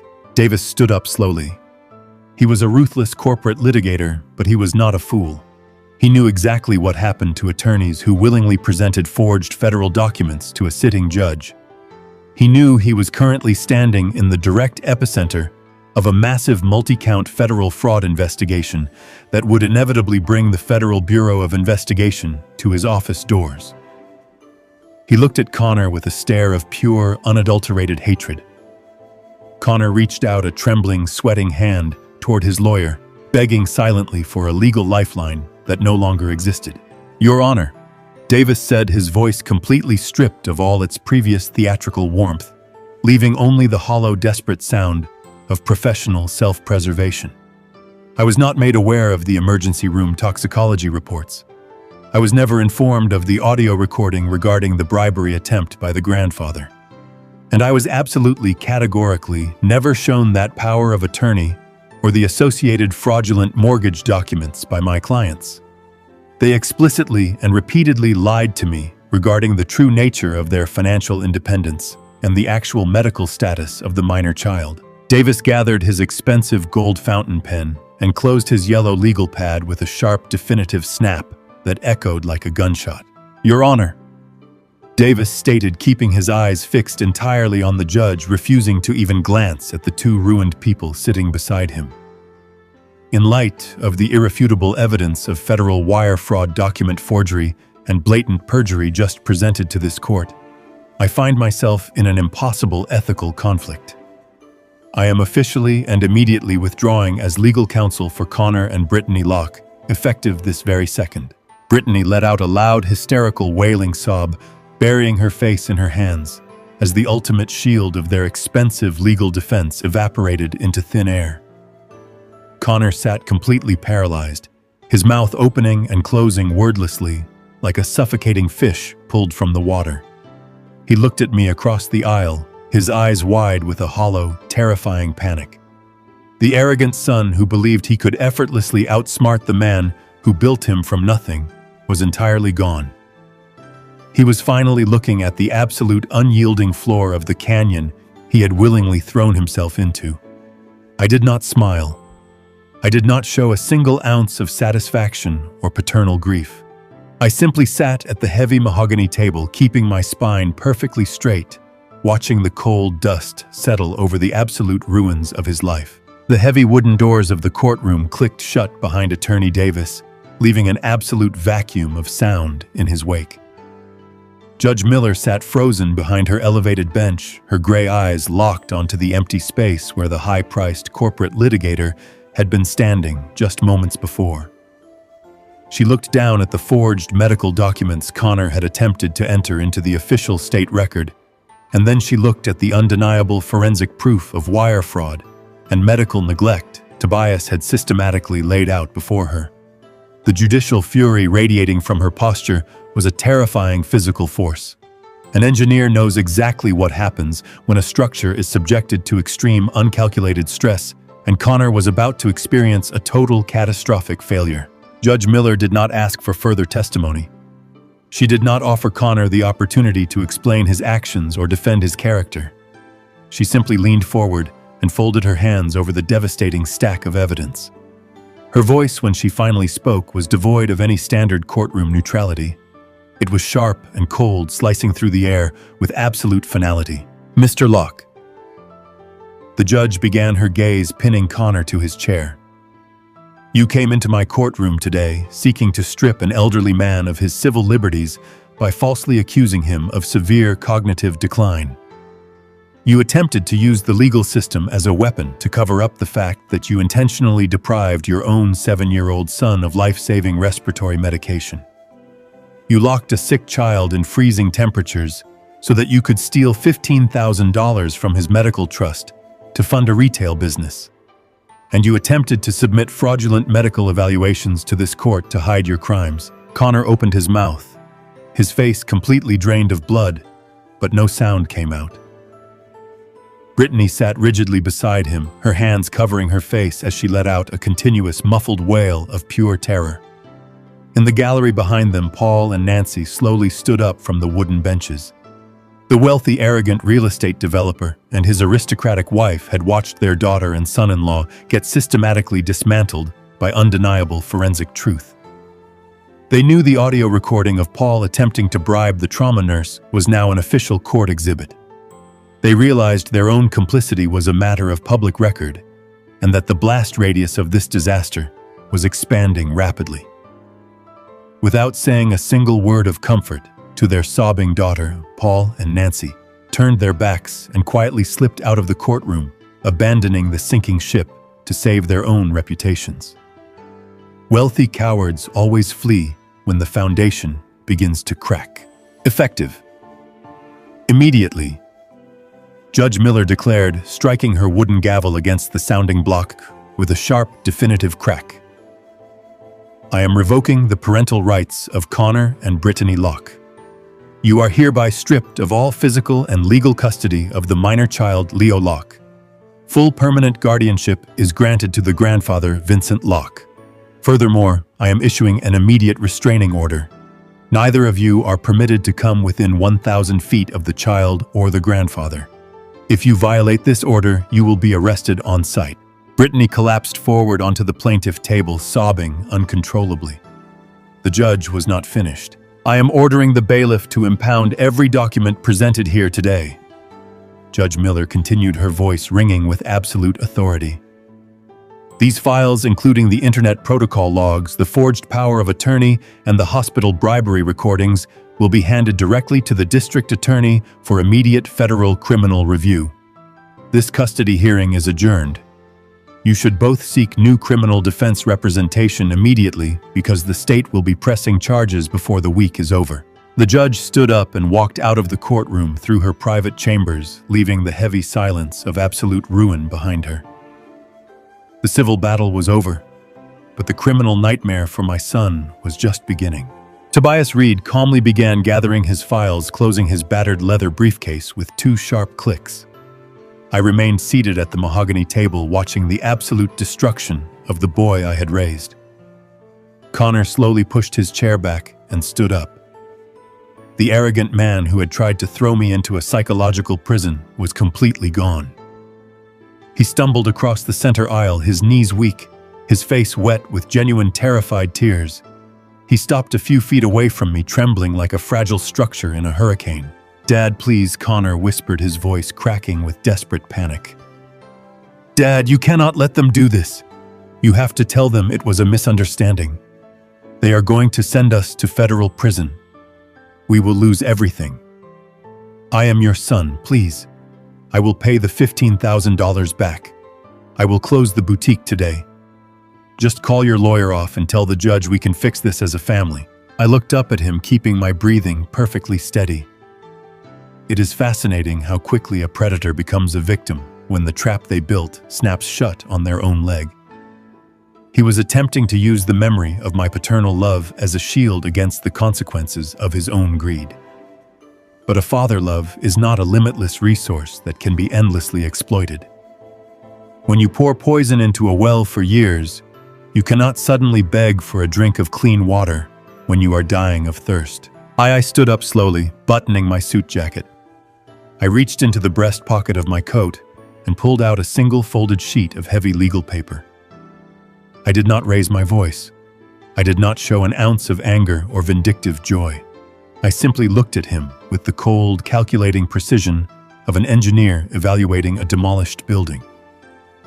I slid the folded document across the polished wood of the table until it rested directly in front of his trembling hands. "There is nothing left to fix, Connor." I stated, my voice perfectly level. "You are entirely correct that you are going to lose everything, but you are fundamentally misunderstanding the timeline. You already lost it." Connor looked down at the paper. He reached out with shaking fingers and unfolded it. He stared at the bold black text printed across the top of the page. It was not a settlement offer. It was an immediate court-approved notice of eviction. His bloodshot eyes darted up to mine, completely lost in confusion. "What is this?" he choked out. "That is the natural consequence of your own mechanical failure," I explained, watching the devastating realization slowly begin to dawn on his face. 90 days ago, you forged my signature on a durable power of attorney. You used my stolen identity to bypass the banking security protocols and extract $250,000 second mortgage against the equity of the colonial house. You took that massive lump sum of cash and funneled it into offshore accounts to fund your lifestyle. Connor swallowed hard, stepping back as if the paper was burning his hands. Your brilliant tactical plan was to intentionally default on those mortgage payments. I continued refusing to let him look away from my gaze. You were going to let the bank foreclose on the property, knowing that because the deed was solely in my name, the massive fraudulent debt would crash directly onto my shoulders. You planned to completely bankrupt me and leave me homeless in my retirement just so you could walk away with the cash. It was a very effective strategy, Connor. But you forgot one critical structural detail. Brittany had stopped crying and was staring at us across the room, her face pale with mounting horror as she listened to the precise forensic breakdown of their secret fraud.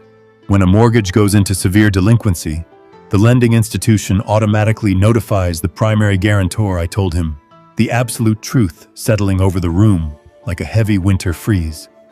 The bank alerted me to the defaults weeks ago, but I did not immediately report your forgery to the fraud department. I let the default mature. I let the delinquency reach the critical threshold of foreclosure. And then early this morning, while you were putting on your expensive suit to come here and lie to a judge, I went to the bank. Connor shook his head rapidly, refusing to accept the reality of his situation. I paid the outstanding arrears using my own liquid capital. I stated the final lethal piece of the puzzle sliding perfectly into place. I legally purchased the entirety of the debt you created. And because the original property deed has always belonged exclusively to me, your intentional default gave me the absolute legal right to foreclose on the secondary occupants of the house. I foreclosed on you, Connor. I requested an emergency municipal eviction order based on fraudulent hostile tenancy, and the judge granted it 2 hours ago. No. Connor breathed out, stepping backward, until he hit the wooden railing of the gallery. You cannot do that. All of our things are in that house. Our clothes, our furniture, everything we own is in there. Not anymore, I corrected him coldly. While you were sitting in this courtroom crying fake tears for the judge, the county sheriff arrived at the Colonial House. They have already changed all the exterior locks. They have disabled the garage access codes. A moving crew has carefully packed every single piece of furniture, every designer dress, and every expensive item you purchased with stolen money and placed them on the public curb in the freezing snow. Brittany let out a piercing, completely unhinged scream. She grabbed her designer handbag and ran out of the courtroom, her high heels echoing frantically down the hallway as she rushed to try and save her precious belongings from the winter storm. You have 0 days to vacate the premises, Connor, I said, looking at the ruined man standing before me. You cannot go to the boutique because Tobias froze the commercial holding account, linking your stolen $15,000 to the lease. The retail property management company is currently seizing that storefront for fraud. You cannot go to your in-laws because Paul and Nancy just walked out of this building knowing you are about to be indicted by the federal government, and they will never let you drag their reputation down with you. Connor dropped the eviction notice onto the floor. He fell to his knees in the center aisle of the courtroom, completely broken, stripped of every single illusion of control he had ever possessed. He buried his face in his hands, sobbing with the agonizing raw despair of a man who had finally hit rock bottom. You tried to build a luxury life on a foundation of lies, forgery, and the deliberate physical suffering of your own child, I told him, looking down at him without a shred of pity. You thought you could simply extract my wealth and throw me away. But an engineer knows that if you steal the load-bearing pillars from a foundation, the entire building will inevitably collapse directly on top of you. You have absolutely nothing left, Connor. You did this to yourself. I turned my back on him. Tobias picked up his briefcase and fell into step beside me. We walked up the center aisle, leaving Connor weeping on the carpeted floor of the empty courtroom. I pushed the heavy oak doors open and stepped out into the bright, freezing afternoon air. The winter storm had finally broken, leaving a crisp, cloudless sky above the city. I breathed in the sharp, cold oxygen, feeling a profound, deep sense of equilibrium returning to my world. The corrupted structure was completely demolished. The toxic elements were permanently excised from my life. It was time to go home to the warm, quiet house where my grandson was waiting and build something completely new. something strong enough to last forever. The heavy silence that had suffocated the courtroom following the judge's swift departure did not last long. It hung in the air for only a few agonizing seconds before the sheer devastating reality of the eviction notice and the looming federal fraud charges acted as a massive detonator. The false, pristine image of the grieving young parents shattered into 1,000 jagged pieces. Brittany was the first to break.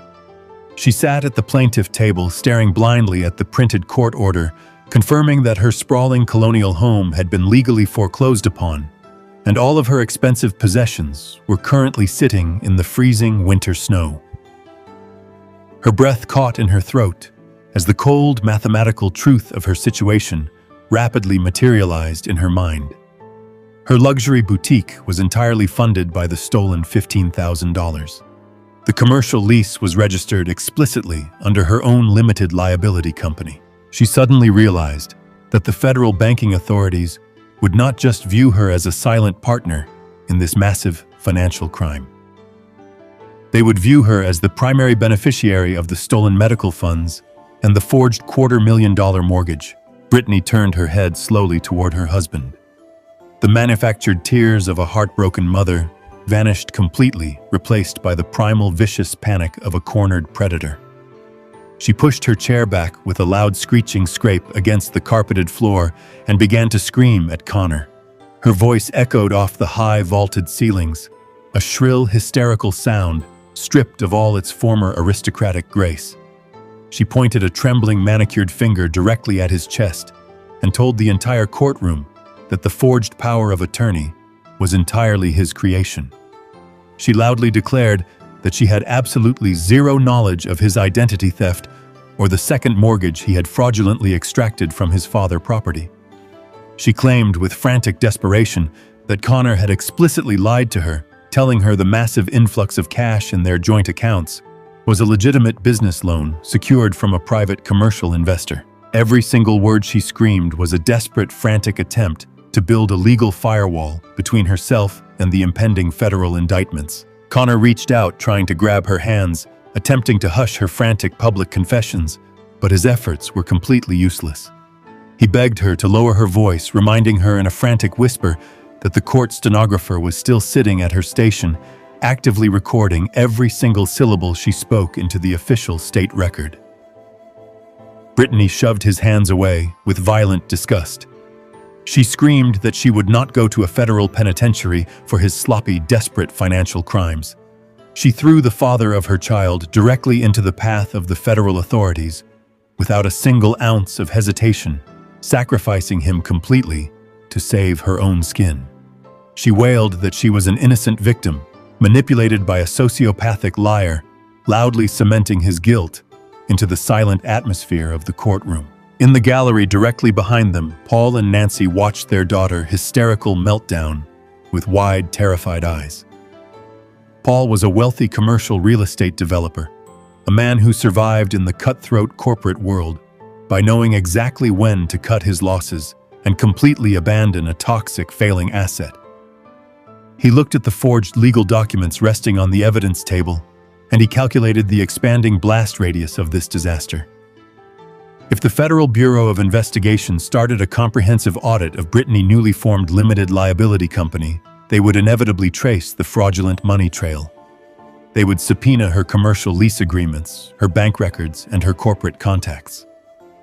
Paul knew that if he intervened, if he offered his daughter a single dime of his own money to hire a defense attorney, the federal prosecutors would immediately expand their investigation to audit his own massive corporate holdings. The contagion of their federal fraud was too dangerous to touch. Brittany turned away from her ruined husband and reached her hands out toward the gallery, begging her wealthy father for salvation. She asked him to call his expensive corporate lawyers to fix the situation, to pay the bank the $250,000 and make the criminal charges disappear. Paul did not reach back to comfort his weeping daughter. He stood perfectly rigid, his face hardening into a cold, impenetrable mask of absolute self-preservation. He looked at Brittany and told her with a voice devoid of all paternal warmth that she was a grown woman who had signed a fraudulent commercial lease of her own free will. He stated loudly enough for the armed bailiffs standing near the doors to hear that his development firm had absolutely zero connection to her retail boutique or her husband's illegal banking activities. Nancy let out a choked, agonizing sob, stepping toward the heavy wooden railing to comfort her hysterical daughter. But Paul grabbed her arm with bruising physical force. He pulled his wife back toward the center aisle, physically forcing her away from the toxic wreckage of their child life. He told Brittany coldly that she had made her own bed and she would have to lie in it. He absolutely refused to let his pristine commercial empire crumble to the ground because of her criminal stupidity and her boundless greed. Paul and Nancy turned their backs on the courtroom and walked out through the heavy double doors, leaving their daughter sobbing uncontrollably on the floor, entirely abandoned by the wealth and privilege she had worshipped her entire life. Connor watched his wealthy in-laws walk away, severing the final thread of his social elevation. He looked at his wife weeping on the carpet, actively trying to distance herself from his very existence. His high-priced aggressive litigator had already fled the building to save his own legal license. Connor had no house, no money, no legal defense, and absolutely no family left to manipulate. The structural collapse was absolute. Every single parasitic attachment he had carefully cultivated over the past decade had violently severed its connection to avoid being dragged down into the dark abyss of federal prison. He was completely and utterly isolated, trapped in the center of a demolished life that he had destroyed with his own two hands. Connor turned his head slowly, looking across the center aisle toward the polished mahogany table where Tobias and I were silently observing the fallout. His eyes were wide with the hollow, terrifying emptiness of a man who has finally realized the absolute terminal finality of his actions. The arrogant, entitled son who had stormed into the emergency room, trauma center, demanding my immediate arrest, who had callously tried to lock me inside a psychological prison just an hour ago, was completely gone. He stumbled forward, his knees buckling slightly under the crushing weight of his own destruction. He stopped just a few feet away from my table, trembling like a shattered support column about to give way. He looked at me with tears streaming down his pale face, and he begged me for a second chance. His voice cracked with raw, pathetic desperation as he promised to pay back every single dime of the stolen $250,000. He promised to immediately close the luxury boutique, to find a second menial job, to do absolutely whatever it took to make the family whole again. He swore he would enter counseling. He swore he would change his ways. He swore he would never disrespect me again. I remained seated in my heavy leather chair, looking at the ruined, broken man standing before me. I listened to his frantic, desperate promises, knowing with absolute scientific certainty that they were nothing more than the empty echoes of a coward trying to escape the gravity of his own consequences. I noticed the one critical missing element in his frantic pleas for mercy. He did not apologize for locking his sick 7-year-old son in the freezing sleet to suffocate. He did not express a single ounce of remorse for depriving a vulnerable child of his life-saving respiratory medication for months on end. He did not apologize for trying to steal my sanity or attempting to leave me bankrupt and homeless in my old age. He only apologized because the trap had snapped shut and he was terrified of the impending federal prison sentence. His grief was entirely manufactured, born of self-pity rather than genuine moral realization. I did not offer him a single word of comfort. I did not shout at him or express a fraction of an ounce of vindictive, joyful triumph. A structural engineer does not argue with the lingering dust after a condemned building has been safely and efficiently demolished. I simply looked at him with the absolute freezing zero of total emotional detachment. I let the heavy, punishing silence stretch between us, creating a vast, unbridgeable canyon that he could never possibly cross again. He had ceased to be my son the moment he placed a price tag on my grandson life, and no amount of weeping could ever reconstruct that shattered bridge. I slowly stood up from the mahogany table, calmly buttoning my tailored suit jacket. I looked at Connor one final time, ensuring he clearly saw the absolute unbroken void in my eyes, so he would understand that this silence was permanent. Then I turned my back on him entirely. I picked up my heavy winter coat from the back of the chair and turned toward the main exit of the courtroom. Two armed court bailiffs immediately stepped forward, placing their heavy, authoritative hands on Connor, slumping shoulders, preventing him from taking another step toward me. Connor broke down completely, his knees hitting the carpeted floor with a dull thud as he let out a raw, agonizing wail of pure despair. The bailiffs hoisted him back up by his arms, restraining his struggling form as he thrashed and begged for a father who was no longer listening. I walked down the center aisle, my footsteps steady and perfectly measured, echoing with the quiet rhythm of reclaimed peace. Tobias walked right beside me, his battered leather briefcase secured firmly in his grip, holding the vital documentation that would ensure my grandson was safe forever. We passed the weeping, pathetic figure of Brittany and the struggling, desperate form of the man who used to be my son. We pushed through the heavy oak doors, stepping out of the sterile purgatory of the courtroom and leaving the absolute ruin of their lives permanently locked behind us. The brutal winter that had defined the darkest days of our lives had finally surrendered to the gentle, forgiving warmth of late May. I sat in my rocking chair on the back porch, listening to the rhythmic creak of the wooden runners against the floorboards. The ice and sleet that had once threatened to freeze the very life out of this property were completely gone, replaced by the deep, vibrant green of new grass and the soft rustle of heavy oak leaves swaying in the afternoon breeze. The air smelled of damp earth and blooming honeysuckle, a profound, beautiful contrast to the sterile chemical odor of the pediatric trauma ward that had haunted my memories for months. A structural engineer knows that the true test of a foundation is not just how it withstands the violent impact of a storm, but how it settles and stabilizes after the ground finally stops shaking. My home had stopped shaking. The structural integrity was fully restored. The heavy steel security deadbolts and the perimeter cameras Tobias had installed during the height of the legal warfare were still active, but they no longer felt like the walls of a besieged fortress. They simply felt like permanent, unbreakable boundaries, keeping the toxic elements of the world exactly where they belonged on the outside. At the far edge of the lawn, near the heavy wooden fence I had built with my own hands, my grandson was chasing a yellow tennis ball. Leo was running. He was not stumbling. He was not stopping every few feet to clutch his chest in a desperate, agonizing panic. He was simply running, his small sneakers kicking up bits of fresh grass as he laughed out loud. The sound of his laughter was the most beautiful acoustic resonance I had ever heard. I listened closely to the rhythm of his breathing carrying across the open yard. The terrifying, shallow rattle that used to echo from his damaged lungs had completely vanished. It was replaced by the deep, clear intake of a healthy 7-year-old boy pulling the warm spring air effortlessly into his chest. His medical condition was entirely managed now. It did not require $15,000 withdrawals from a trust fund or dramatic fabricated trips to specialized winter clinics. It only required a grandfather who actually remembered to administer a simple daily inhaler and who cared enough to schedule regular, honest pediatric checkups. The first few weeks after the emergency custody hearing had been difficult. Leo had suffered from severe night terrors, waking up screaming because he thought he was still locked on that freezing concrete patio.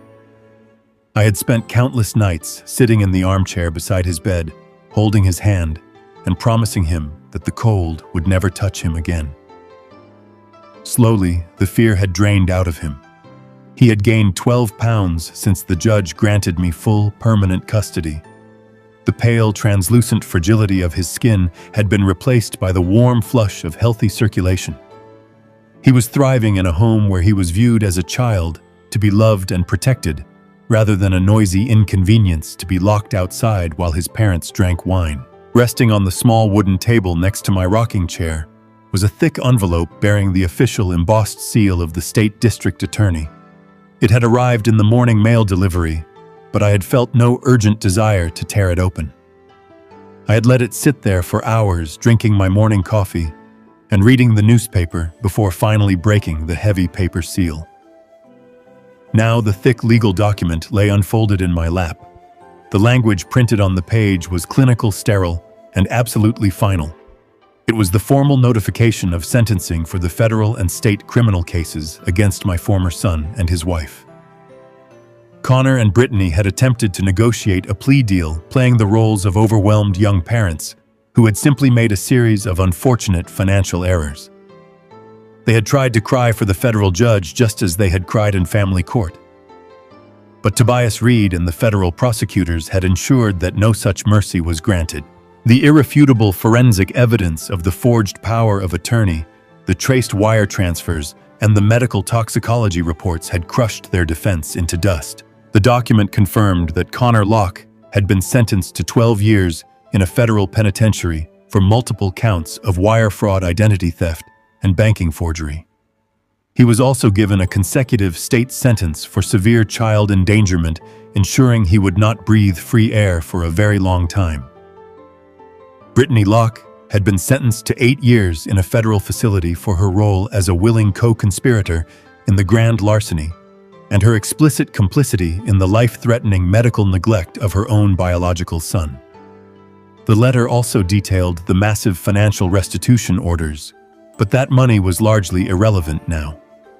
The luxury boutique she had dreamed of opening had been seized and liquidated by the federal government before it even opened its doors. The commercial property management company had sued them both into absolute permanent bankruptcy. And Paul, the arrogant commercial real estate developer, who had stood in my foyer and tried to buy his way out of a felony investigation with a gold pen, had suffered his own catastrophic collapse. Once the Federal Bureau of Investigation began looking into his daughter, their forensic auditors inevitably turned their attention to his corporate empire. Paul had spent decades cutting corners, bribing city zoning officials, and falsifying commercial property valuations.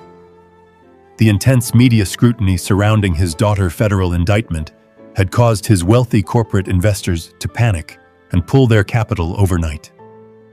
His empire crumbled into dust, taking his arrogant threats and his cashmere coats down with it. Nancy had filed for divorce to protect her own remaining assets, leaving Paul completely ruined. They were all gone. The parasites had been completely and permanently excised from the structure of my life. I picked up the heavy legal document from my lap. I did not feel a sudden surge of vindictive joy or a lingering sense of paternal sorrow. I felt nothing but the calm, quiet equilibrium of a perfectly balanced equation. I stood up from my rocking chair, holding the paper in my right hand. I walked over to the heavy-duty paper shredder sitting in the corner of my home office just inside the sliding glass doors. I turned the machine on, listening to the low, steady mechanical hum of the motor. I fed the district attorney letter into the metal teeth. I watched as the names of my son and his wife, the details of their prison sentences, and the official state seal were systematically pulled down and sliced into hundreds of meaningless paper ribbons.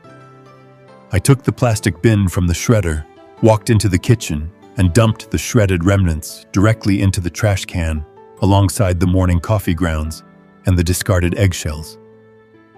They were no longer a threat. They were no longer a tragedy. They were simply garbage. I walked over to the kitchen stove and turned on the front burner.